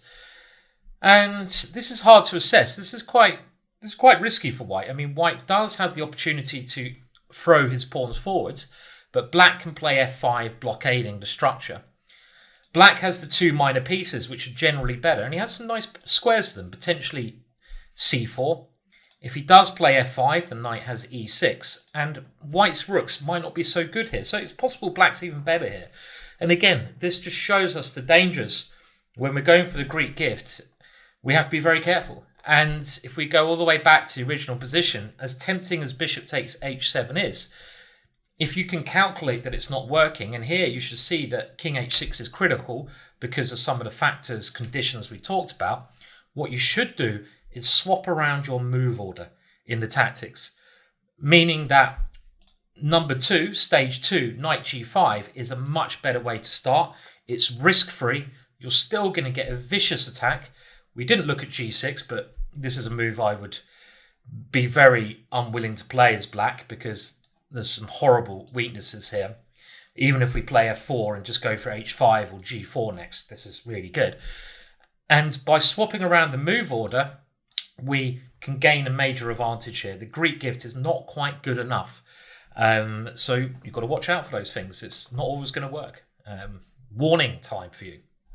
Like any sacrifices in modern day chess, the declining of the sacrifice is something that you have to take seriously, and you have to make sure you're prepared for. I mean, in the old romantic days of King's Gambits, it was considered a sin against the soul to decline a sacrifice. Bring back those days, I say, where you weren't a gentleman and you were frowned upon if you didn't, go romantically into chaos by accepting any gifts your opponent was bearing.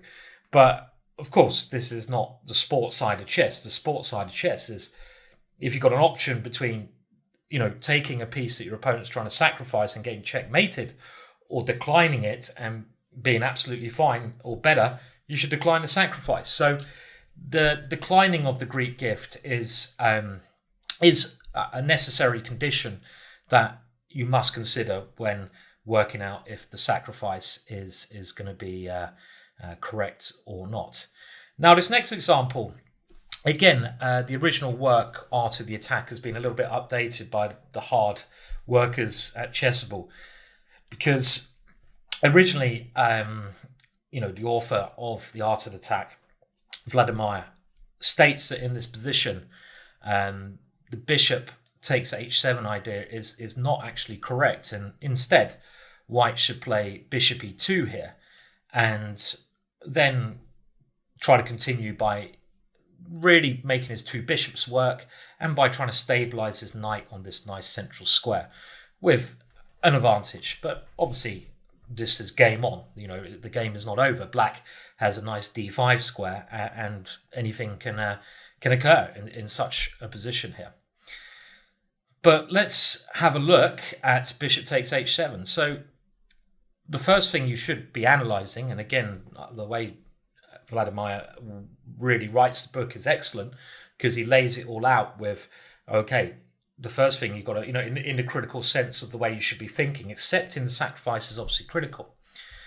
But taking here, and you can work this out for yourself, is not good for Black. White has some of these main factors that are going to make the attack work. But in this case, king to h8 is certainly the best choice. And the problem White has here is that he's quite committed. This bishop has no good place to retreat to.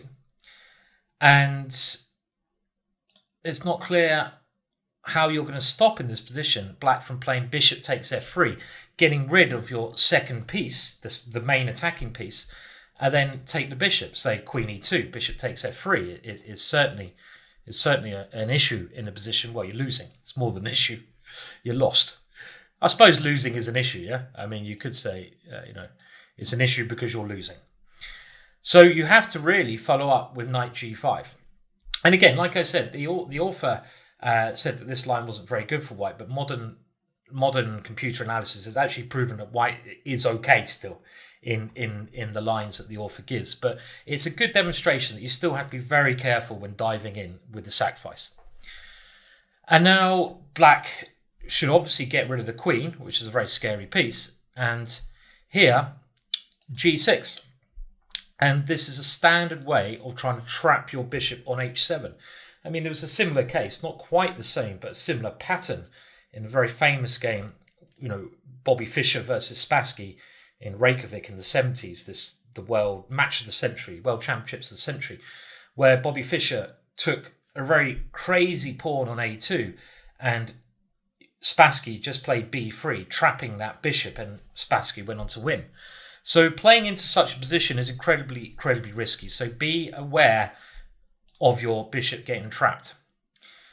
And the author now claims that White has no defense to king g7 and something like rook h8, giving Black the better prospects.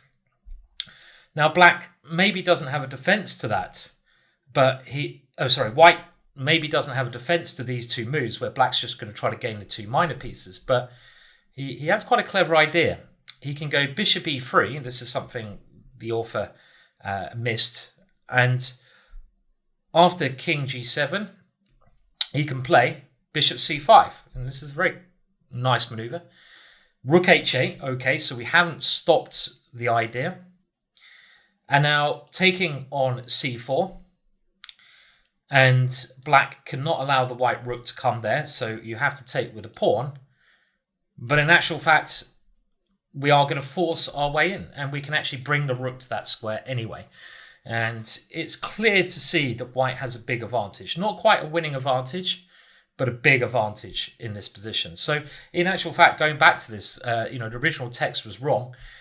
White is still doing okay, but the idea and the lesson behind this declining the sacrifice should be seriously considered. And in this case, declining the sacrifice for black is something which is maybe black's best way to defend. So bear that in mind when going for the Greek gift. So we can now talk about a criteria for when the sacrifice should be played. We've really discussed this in all the videos, so I don't need to go deeply into it. And I think the patterns on the board that we've seen are really better explanation than anything else. But it all starts with bishop, knight, and queen. So this is when you're going to look out for this tactic. And normally the bishop goes first, then the knight, and then the queen. But there are other things. A pawn on e5 and a bishop on c1 helps. Your pawn is a great attacker. The bishop is great in these situations. Or similar setup. So a pawn and then the bishop somewhere on this diagonal certainly helps the thing. It also helps to have a rook on e1 because this rook has pressure against e6 when black plays f5, which is a typical way, especially when black puts the king on g6, as we've seen. Black tries to defend. The rook can also swing around this important technique to bring it into the attack. So these are the main things, but of course, you got to base anything on calculations, and that is the key thing. So now, to bring us on to the end of this chapter on the classical bishop sacrifice, as Vladimir describes it, the Greek gift as its modern name, we're going to have a look at 3 practical examples of quite high-level games where this sacrifice has been played. Now, I believe in each of these games it resulted in a win for white, but they're not always defended in the correct manner. This game here is a game played just in the post-war era, 1946, around there. And it's a game between Khotynua and Kotov. And this was a pretty smooth, I say this is probably the smoothest of the 3 examples. I will go through most of the moves quite quickly with brief explanations until we get to the critical moment which relates to this chapter. So white starts off with the English, and I was mentioning that most of the sacrifices occur when the white pawn gets to e5, but you don't have to play e4 to do that. And another thing throughout this course, I keep saying, don't try to force tactics all the time. Tactics will occur in chess. You don't always have to try and go gung-ho mental at the start to make them work. And it quickly transposed into a queen's pawn, a queen's gambit. And this is a standard now semi-Slav line.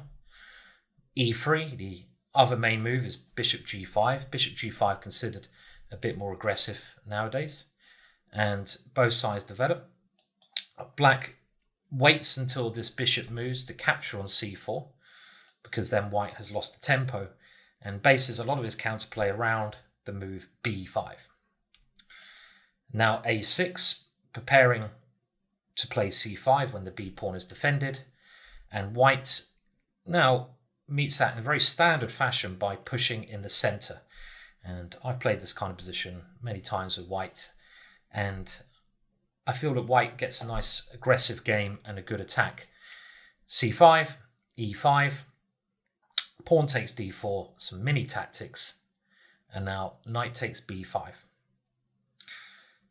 Now, in the game, black took on b5 here. In the 21st century, it's considered that knight takes e5 is another option when we were talking about theoretical things here, so it's maybe a little bit out of the realm of this.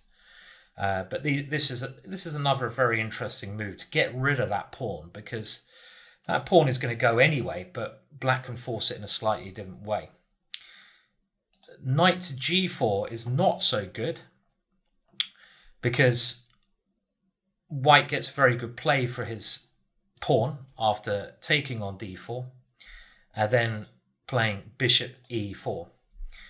And it's even equal material, but white's pieces are very well positioned here, and there's this strong bishop and strong knight in the center here.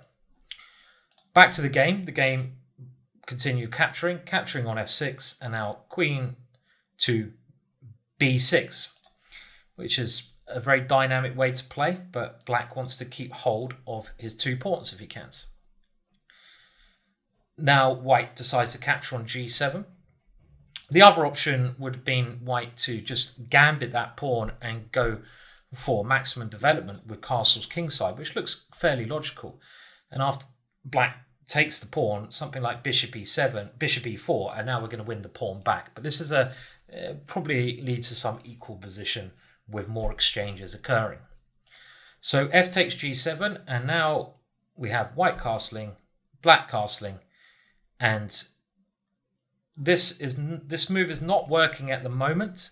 You can try it out as we go along, because black has this knight which can come over to defend, and that will be a very satisfactory way for black to defend. But queen e2 is a nice idea because we have a dual threat of bishop takes e4, b5, but maybe more importantly, queen to e4, which is hitting the rook and the pawn. And now knight to c5. And this is the big mistake that occurs. This move moves the knight away from a defense, and black temporarily fell asleep here. This knight is needed on h6 to defend the king side. It's going the wrong way. So if you were in the game situation, I think the alarm bells would certainly be ringing. They should actually be ringing a move ago. If I was white here, I would have looked at this move, and I would have probably looked at variation 1. Remember, I always look at king g8 first, queen here, knight here, and I would have looked at this position and I would have thought, well, do I have enough play here? And I'd come to the conclusion that because my bishop is going to take 2 moves to even get in the game, there's not enough play. It's very hard for white to create threats here. And I'm really hopeful and thinking that this is going to win. It takes too many moves. But I would have seen the idea, and then as soon as my opponent moves the knight there, I'd be thinking, okay, right, well, that knight is now moved away. So, of course, I should be considering the standard sacrifice. A better move for black would have been to have defended against the queen e4 threat with bishop b7. And yet again, this knight is coming to f6, so the Greek gift doesn't work. And if we take on b5, black will get a very nice initiative with bishop takes f3, because you have to take your pawn, which is really ugly. And rather than defending some position, black can now gain the initiative. Let's say knight to c5. And I think I prefer to be black here. The pawns are coming, and I don't like white structure. So this would have been the way black should have played. Knight c5 was played, and now, of course, bishop takes h7. An example of the classic sacrifice. It is slightly different, though, because there is a bishop on g7 and not a pawn, but it's still the same principle. We've also, other things we should be aware of is the queen's over on this side of the board. But this is the first move you should always look at because it's forcing. We have the knight and queen ready, and we have our bishop on c1. So we have many characteristics that make this playable. In this case, black can't really refuse it, I would say, because his king is going to be too weak here. And white may even be able to start an immediate attack by doing stage 2, knight g5 anyway, and just bringing the queen over there. The black king is very exposed. This should be winning. So you have to take, and now knight to g5 check is played. And we should now do what I've been trying to do in the other videos, look at the moves one at a time. And the order that I'm going to do them in is the order I feel that the most logical. And this is the right way to calculate. I mean, before, again, I'm doing this now, I'm jumping forwards, but you should be doing this before giving the bishop up. And you use the process of elimination to eliminate them one by one. Now, king g8, most logical. We look at that first. King g6 next. and then king h6, king h8. So let's have a look at king to g8. Well, this one shouldn't be that worrying for us, because after queen h5, we're going to have at least a draw. Remember, that's a cheap way to analyse by having this queen backwards and forwards, but we can certainly play for more after rook d8, taking on f7, and now king to h8. And here, all commentators, including the author and Vladimir Vukovic, who is the author, but other authors, should I say, I'm just the author of the Modern Chess Theory, have given this a win for white by now playing f4, with the main idea of allowing another piece into the game. With queen b7 being the best defense. And this goes into some very complex positions where rook f3 has now been given as the way to play in some publications, but this is not best, because in actual fact, after queen f7, white does win some material, but black now gains excellent counterplay. And this is something, again, you have to be very aware of when sacrificing. If your final game of your tactics is to gain counterplay, to gain material, that's great, but you might lose all the energy in your position. And here, with something simple like bishop d7, black has great counterplay. And I wouldn't want to play this position at all with the white pieces. I've lost all my energy. I didn't do the Greek gift to get this position. So rook f3 is a mistake, and queen g6 is much better, keeping the queens on the board. And now after king g8, we can play rook f3, but it's not clear whether this is enough to gain a decisive advantage. For example, queen e7, the queen is coming to defend. Rook h3, threatening rook to h8 and queen h7. Be aware of that one. So now king to f8 is forced. If we play rook to h8 now and knight h7, then black is going to get more than enough material in this position, and white's attack again has disappeared. This is again a case of us grabbing some material but being left in a worse position. And if we don't play knight to h7, if we don't play rook h8 but play knight h7 straight away, it's probably only a draw in this position. So it's quite funny to see that with correct play, even after this sacrifice, black may be drawing. So we can discuss the pros and cons, whether we should be taking on h7 now. And my with correct play, it's a draw. But my feeling is that yes, we should, because our attack is much easier to play, as you saw. Black had to find some very clever defensive ideas with his queen coming around like this. And we always have a draw in hand. A draw is not a bad result. Sometimes you just have to take it, but there's a very good chance our opponent is going to go wrong. Now, the next option, king g6, was played in the game, and we'll come back to that one. It's very easy to see that obviously king h8 is completely losing to queen h5. Never a good move of the Greek gift. And king h6 in these positions, well, again, this doesn't require much commentary, because we're going to have a very strong discovered check somewhere along the line here. Clearly, maybe knight e6, then queen can come in. So king g6 represents maybe another critical line, but in actual fact, king g8 might have been better. And now, how do we continue? Well, queen g4 is, as we've seen in the past, the most critical move combined with h4 or with h4. But in this case, this move is correct. And what I'm seeing here from the patterns I've learned is that queen g4 is normally the correct follow-up to king to g6 when black doesn't have a piece on e7. It's very subtle. But for example, if we played h4 in these positions, maybe this king is quickly coming to e7. Even if we win some material, so what? black has good compensation here in this kind of position, with the d pawn coming down as well. I mean, this looks like black can hold at least. So queen g4 is the first thing we should concentrate on. Now these knight checks become very dangerous, so f5 is the way to go. And the next pattern we should remember is if we can get our queen to h7, we should do. But in this case, rook h8 is just going to defend, so we have to go for plan 2. And I hope you can remember that keeping the threat alive with queen g3 is plan 2. And we now come to a critical stage of the game, where black goes wrong with king to f6, which is logical. Now, apart from king to f6, what can be played? Well, let's have a look at maybe bishop f6. Well, on this move, Vladimir gives knight takes e6, and simply knight takes f8, and queen g6. And here, white is winning.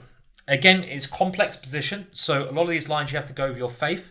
But we do have two pieces, maybe a third piece attacking the lone king. But the following variation, knight to e4 being given.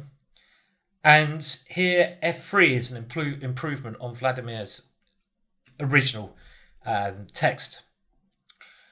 The point being, after d3 check, king h1, knight f2 is not working because remember the black king is very weak, and if d2, pawn takes e4 and rook on a takes c1 is simply crushing.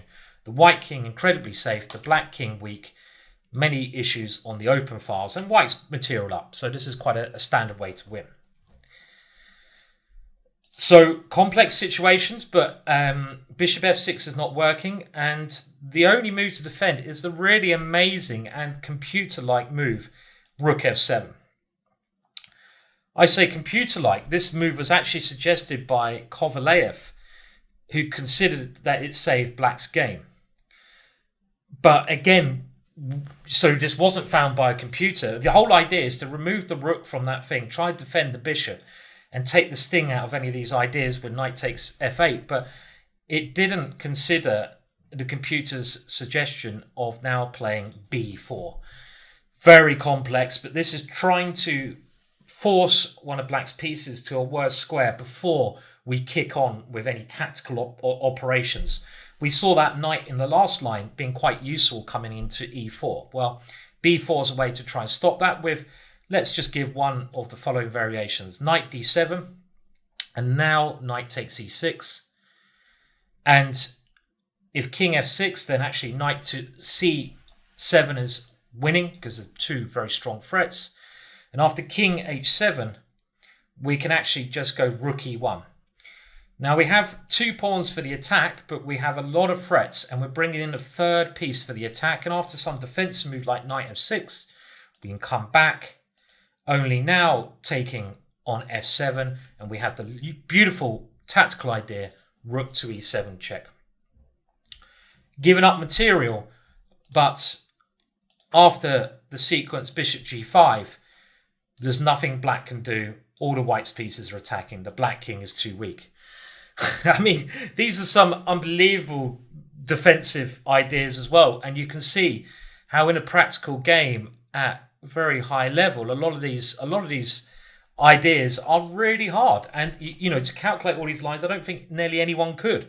So you have to go with what you've learned and your instinct. And I think, again, if we're talking from an instinctive point of view, if you got to this position and you saw some of those lines, you can instinctively see that white has an attack. So it might be worth just rolling the dice and going for this. You've brought this course, the art of attack, surely to become a better attacking player. You know, it's not a good time now to suddenly say, oh, hang on a minute, I'm not going to take on h7. It's too complicated for me. Go and buy the Berlin course or something. You know, you're on the wrong course. Get a refund. Get a refund now. Actually, don't, because I lose money as well. Anyway, king f6 was a logical move and the move played in the game. And now a very nice move by white. And this goes back to my principle. If you can't do anything that's devastating with your 2 developed attacking pieces when you're attacking, in this case, the knight and queen, and you can't really. Knight here check, it doesn't really help. Yes, you're going to win material, but we in this case, the Black King is a lot safer, so this doesn't impress. You're giving up all of your pressure. Then you bring in reinforcements. If you can't do anything these two, bring in reinforcements. Bishop to f4 is the correct way to bring in reinforcements. King e7 was played, trying to run away, understandable. If knight to d7 in this position, stopping a check here, white wins at once with knight takes e6, which is a very nice tactical idea. Again, trying to neutralize the e file. After something like queen takes, rook e1, queen d5, we have this check on e7 again, forcing checkmate next move. So king e7 was played, trying to run away. And now rook on a to c1, just improving the last piece. Really beautiful game. All the white's pieces are playing. Rook to a7 played, try and defend against an intrusion there. And now rook on f to e1. Everything coming together. Very patient play. Bishop d7. And now we see b4 again. And at some point, something must give in black's position. And now it's time, because we force the knight away from this defense, to break through. Knight takes e6. Black's position collapses around it. The queen comes in. The bishop comes with a check. And with queen h8, coming with some threats, queen b8, queen takes d4. Black has enough here. White is not even material down here, but it's the Black King, which is not going to last, and the bishop's going to drop. So very nice example again there, which is a beautiful demonstration in a practical sense of the Greek gift. And we can see this classical bishop sacrifice is much more complicated in real play than it is, in examples. But again, you've got to, try to think about this and when it's good or not in your own games at your own time. We now go back to an even earlier game, 1911, which is the next example in the art of attack of this bishop sacrifice. And I think this is a very good example because as well as showing examples which work, it's also good to have a look at when they might not work. And this is a game Capablanca versus Melina, 1911. And even though white wins by the use of a Greek gift, it's not actually entirely sound. And Capablanca, great player, maybe a bit lucky to make it work in the sense that he does in the game. So like before, we'll try to concentrate on the main points. And I think it's also very easy for annotators. They look at Capablanca, he's a better player than his opponent. Historically, the great Cuban. They see he wins through a Greek gift. They get a bit lazy with their analysis and they just think it's a perfect game without, thinking that there were some lucky moments in there. I mean, if a better player wins, it's not always because they play a brilliant game or even a correct game. That's often not the case. And I think this is but it's still very interesting to fit into our bishop sacrifice. So let's move on. So we're going to go quite quickly to the middle game situation, as that's what we're concentrating on. White clarifies the center here. I don't like knight takes in this position. This is not a good move. Black should take with an e pawn. Even the d pawn's better. You want to have a pawn in the center there. Knight takes is not a great way to play. And again, queen takes here makes more sense than knight takes. And already after bishop d3, this is looking, I would say, quite pleasant for white. You've got a better center here. Unlike the last game we looked at, or one of the last games, b5 is not really an option. We've got Slav a couple of tempos up. Black tries c5. He's also very badly developed, so white simply castles. Black castles. And now white sees an opportunity to take on h7, but the great Cuban miscalculates. Often in a game of chess, if a sacrifice is going to work, it's going to work from a position of strength, meaning you have positionally outplayed your opponent. And you could even say that's the case here. Maybe if you haven't outplayed your opponent has done something wrong. He has here. So you should always be aware of the sacrifices. But if they're not going to work and you're in a position of strength anyway, don't play them.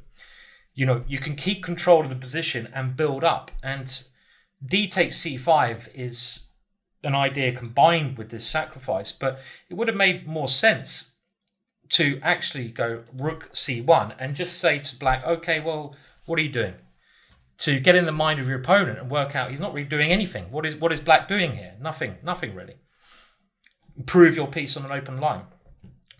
After taking on c5, knight takes c5, Kappa now goes to bishop h7, and this is a bit unsound. King takes, knight g5 check. And which way should the king go now? Well, now he has more options. And I think it's clear to see that the sacrifice is not going to be as strong just because we don't have the dark square bishop, we don't have the pawn on e5, we don't have the rook on e1. So if you think about it in some basic, sense, white doesn't have the backup. Now moves we can, we should always start with king g8, I suppose. So king g8 is one of the weaker variations again, because we have the standard win here, queen h5, and if rook e8, well, we get rid of this pawn first, I assume, and we now come this way. Is this the correct way of doing it? Oh no, we don't do it that way. This is the one case where it's actually a mistake, because we're giving black the f7 square. Of course, what we do is to first go in like this. This must be a better way of doing it.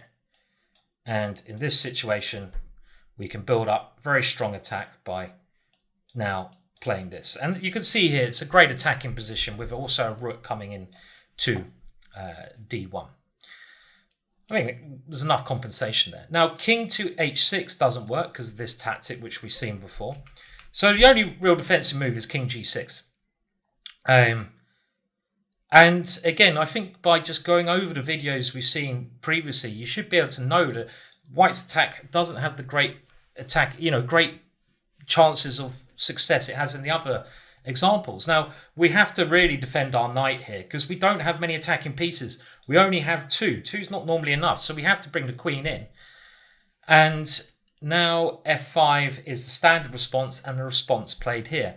Now, e5 in this position is actually a mistake, because a knight e6 check, king f6, and now the brilliant move, pawn to f4. And this brings in the third piece for the attack. And in this position, black will end up getting checkmated, as again you can see in the notes. But let's stick with a game. f5 is the normal defensive move, so we don't need to move away from this. As we know, normally, we want to play queen h4 to h7, but not if black can play rook h8. Our secondary option is queen g3. And now we've got this is where black now goes wrong. And black has an opportunity to actually force a draw here, using a technique we haven't seen before.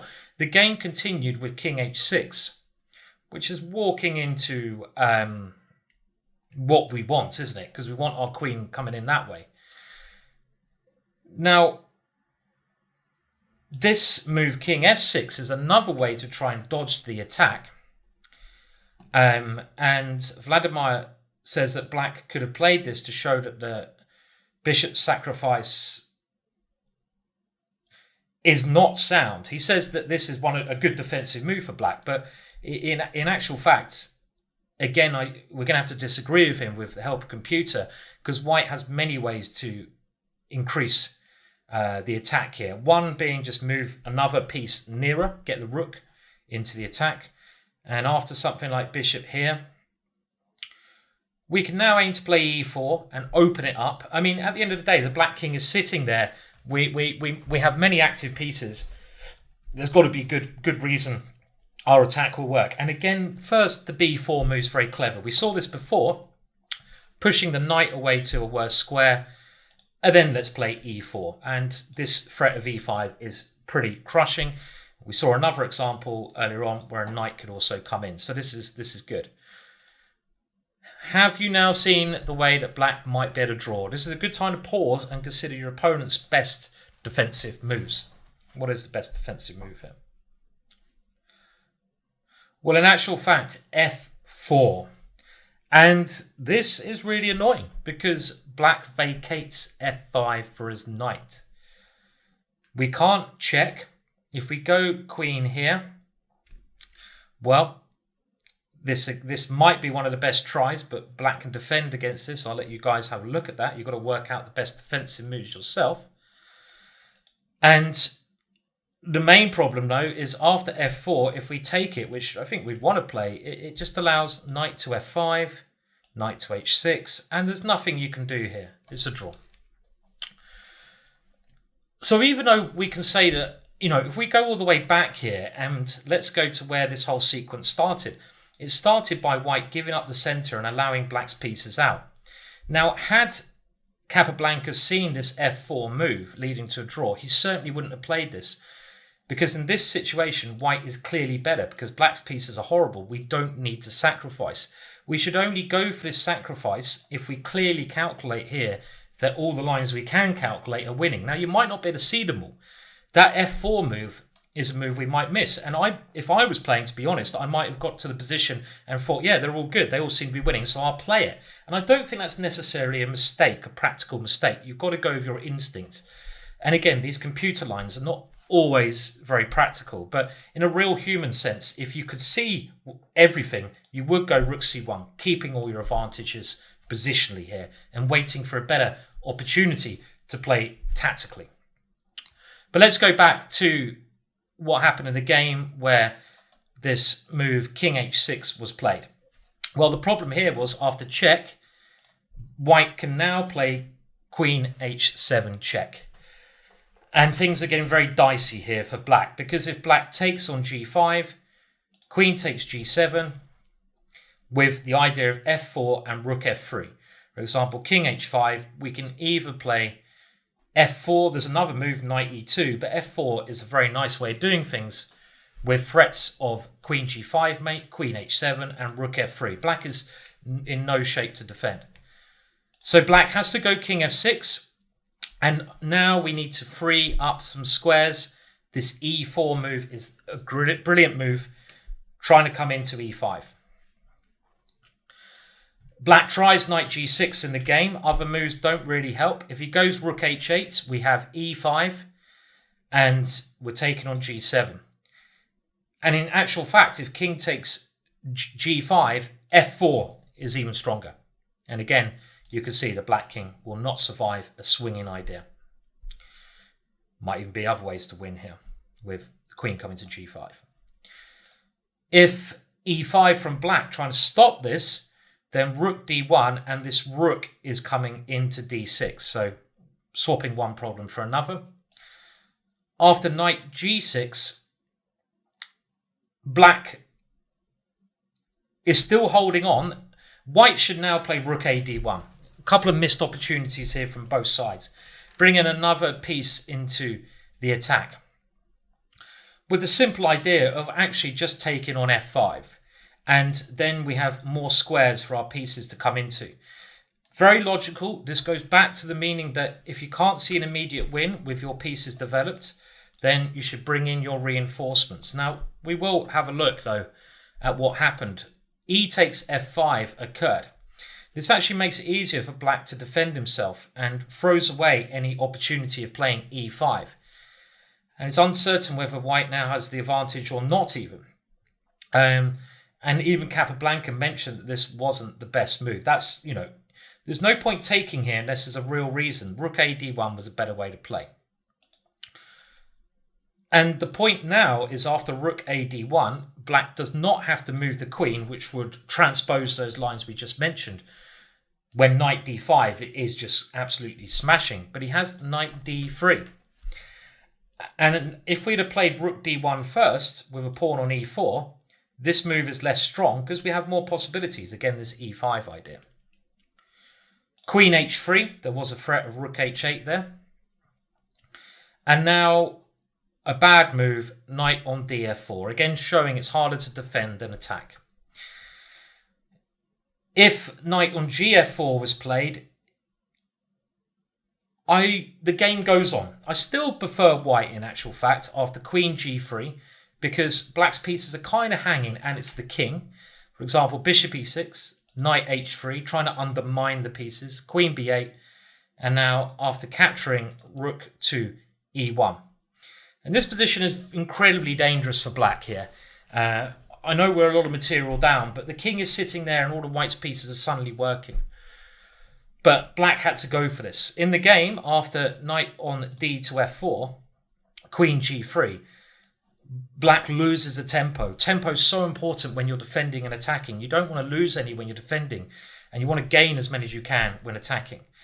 And after queen here, just the simple rook on fe1. These open lines are too much. Black doesn't have an active way to play. And the best defensive move here would have been rook to d8, trying to exchange off. And this had some chance of black to hold. Knight to e2 was not the correct way. And the problem with this move was that after queen takes g3, white has a very strong, what we call intermezzo move, a move in the middle of a tactic. Obviously, if we take the queen, we're going to lose our knight. But after knight h7 check, this is probably one of the most famous examples of an intermezzo move. White suddenly gets this winning position after many, many adventures there, where he's a pawn up with all the initiative as well. And the game didn't last long, with f4 now being played and some big checkmate ideas. I mean, given proper commentary of that game, there were actually a lot of mistakes, and you could say it gives a bit of a blow to the reputation of Capablanca. And it's also interesting, if you look at Capablanca's games, he often in his earlier years undertook attacks against the castle king. But as he got older, he rarely did so. And I think an older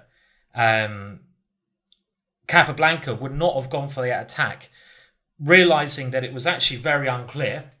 I mean, even his king h6 stuff, you know, it's really hard to work out, and you don't want to go into a very murky, messy position when you have a simple choice. I mean, it's a lot of fun. It was a lot of fun, those lines, but was it all sound? I don't think so. So interesting stuff, interesting lines there, but not entirely sound and brilliant, you know, not the best way to play. And he was much more critical himself, Capablanca, as he got older as well. And I think that's why he didn't have as much belief in his own attacks. When you're younger, you're much more confident.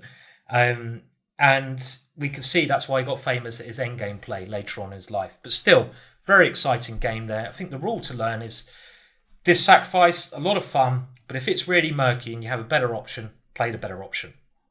Well, to finish off the chapter on the classical bishop sacrifice, we have another famous game. And this one is between Colli and Hanlon. I've analysed this game before. It was played in Nice, south of France in 1930. And again, this was a bit controversial because it got awarded the Brilliancy Prize at the time in the competition. A common prize in chess competitions, they give it to the best game, or is it the most brilliant game? This is interesting. We'll come to this in a second. And this game got it for Colli's attack, starting with a romantic bishop sacrifice, but it was later found out to be unsound. Now, I'm wondering, with the Brilliancy attack, I've won a couple in my lifetime. Should it be given to the most beautiful looking game or the best game? Some people call it the best game prize. It's quite weird. You've got to be careful what you say. You know, sometimes beautiful, brilliant attacks are not always sound. Look at the games of Macau Tao. Best games, on the other hand, can be what some people would say are quite boring. Perfect play, no tactics, grind. So it's something, you know, something to consider. Let's get to the critical moment, and we're going to do what we've done before. Evaluate the position, see if this sacrifice should work, why it might work, might not work, and then we'll have a look at some of the variations involved. So another reason this game is famous is that Colli plays the Colli system with c3. Now, just a little note I will add here. I've done a DVD on the Colli Zukertort system, and in that DVD I did say that I don't believe c3 is a serious way to get an advantage for white. I'm going to stick by that. It's like playing with black a tempo up, but you're encaging the bishop. A more serious approach at getting advantage is b3 and bishop b2, when that bishop has a future.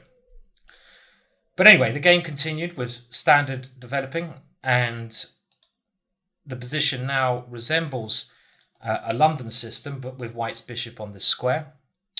And now rook e8 played, and here there's a number of ways that black can play this position, and rook e8 is not considered the best way from a theoretical point of view. You can play a move such as b6, just put the bishop on b7. This is probably the soundest. Queen c7, very sound, preparing e5. Even queen b6 is not stupid. After rook e8, white plays the standard break e4.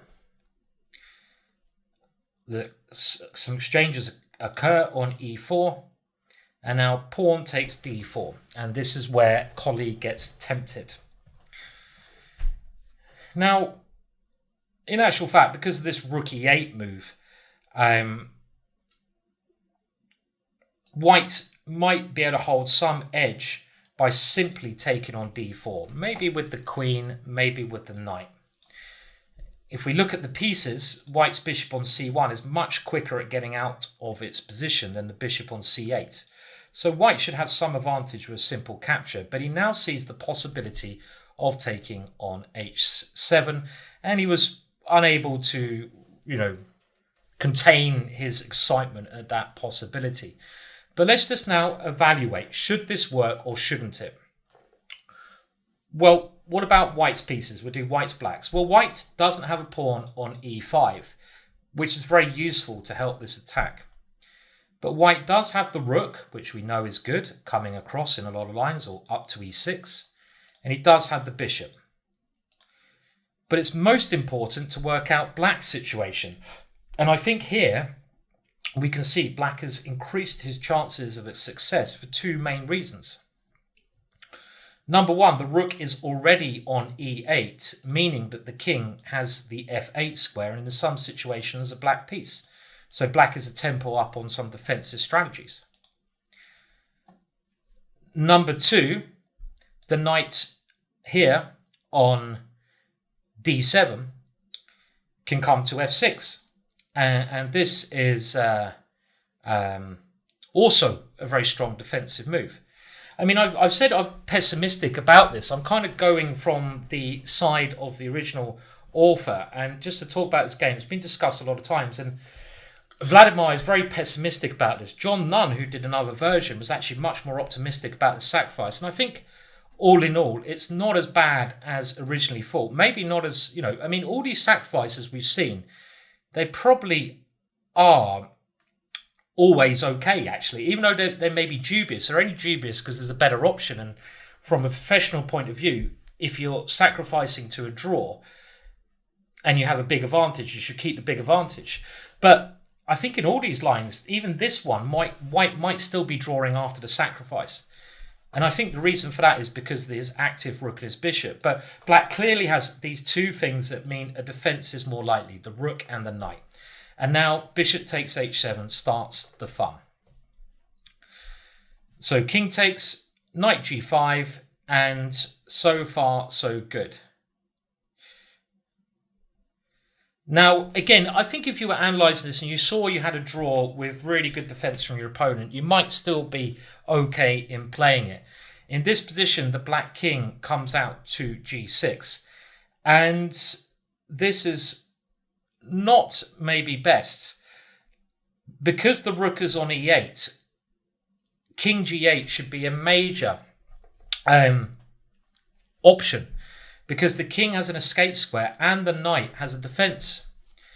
And after queen h5, there's even a better way to play this, because knight f6 doesn't work straight away, I would say, because white is going to grab a pawn. But with queen to f6, black is getting a good defense, and the king now has a natural way to run around. And the critical line here goes giving one check and then bringing the knight to e4. You had to get the queen off that diagonal first. And after queen e5, the trickiest move here, and probably the most promising, is f4. And with absolute correct play, the computer gives this as a draw. But again, the practical sense, if you had this in a game, I think you'd be very well validated to play this, actually, because you can see that black is under a great deal of pressure. We're always going to have a check here, and we're always going to have initiative. So I might, if in a game, I'll be honest, I might not be able to work out the whole line that I'm going to show you, but I get around here and I think, well, black has to go queen d5, and I can gain another tempo, and I might stop here even. I might think, okay, well, I can win the pawn on g7, but I don't need to rush that. Let's try to open up the position. Oh, f5. And I'd think, well, look, my bishop's coming in, my knight is good. I'm going to gamble with this because my instinct tells me that I have a lot of play here. And, knight f6 would be the way that black could draw this. Now with the amazing move, bishop g5. And the idea is if it takes, f6 is coming, and this is winning. So again, really sharp stuff, but king e7 is holding on, and the draw line is taking. And around here, well, this is the way that a draw should be played, and there's only one move that white can do, because black is now, if you go f6, which looks very natural, black actually has rook e8 and the king coming to d7 in some situations. Bishop coming to f8 is very important defense as well. Black is winning. And the only way that white can hold the balance is queen h4. And it's really, really complex stuff here. With king g7 giving the draw here. Long line, yeah. So I think what we could say is that, if you had this in a game, even though black's defensive chances are clearly superior because of some of the things we noted, it comes down to calculation, evaluate without playing where you think it's going. If you think it's all right, go for it. So king g8 was probably better. I mean, king g6 is still quite murky. And now there are two options. Now, queen g4 is our normal option, but because of the good placement of the bishop on d6, it doesn't work here. Because after the normal defensive move of f5, we don't have queen g3. If we come to the h-file, well, rook h8 is no longer a possibility because of e6, but knight f6 covers everything. And now we see why the knight on d7 is a good piece. So the only other way to continue the attack is slowly with h4. And it's actually winning this move. This is still a beautiful attack from white. Black had to go back to g8. In the original text, Vladimir, now, again, it's all about computers, states that the decisive mistake was rook h8, which was played. But it's losing in all variations, in actual fact, for black. The only other way I would have thought, try to defend this position is by playing f5. But after h5 check, king f6, queen takes d4 check, bishop e5, queen h4 is crushing. There's no need to go for heroics with this move. Queen h4 is keeping threats, and black is defenseless in this position. White even has time to play such moves as f4, opening up lines, and this knight will jump or the h-pawn will come. One line to demonstrate this is queen a5, f4, bishop c7, and now we can force a breakthrough. And after this one, black's pieces are now not coordinating, so we can reroute our queen into e6. A long variation, but leading to a win because of dual threats with these two moves. So it's a very nice, attractive win for white when king is played to this square. I would always want to put my king to g8 if I could. And after rook to h8 here, we have another... Well, this is a brilliant move. And what would you now play as white here? This requires some thought, and I suggest you pause at this moment. Well, queen d3 is a major mistake. It is a check, but after f5, yes, you can break through on e6, but again, this knight f6 move defends everything. And this is good for black. Black is okay. The way you had to play this was swapping that tactic around. I mentioned this throughout the course. If you see a tactic, you can't see it working, swap the move order around. And by first playing rook e6, yes, you're giving up more material, but you're stopping the possibility of f5.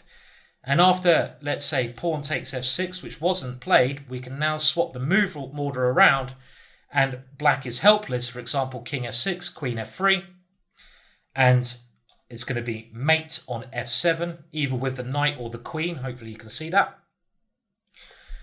And if the king starts walking into doom here, well, simply g4, and the king is not going to survive. It's forced checkmate. Hopefully you can see that. So clever swapping of tactics around. After knight to f6, as played in the game, white continues his assault with h5 check. Very good forcing moves. And this is very, very clever, because what white wants to do is in some positions bring the queen to h7.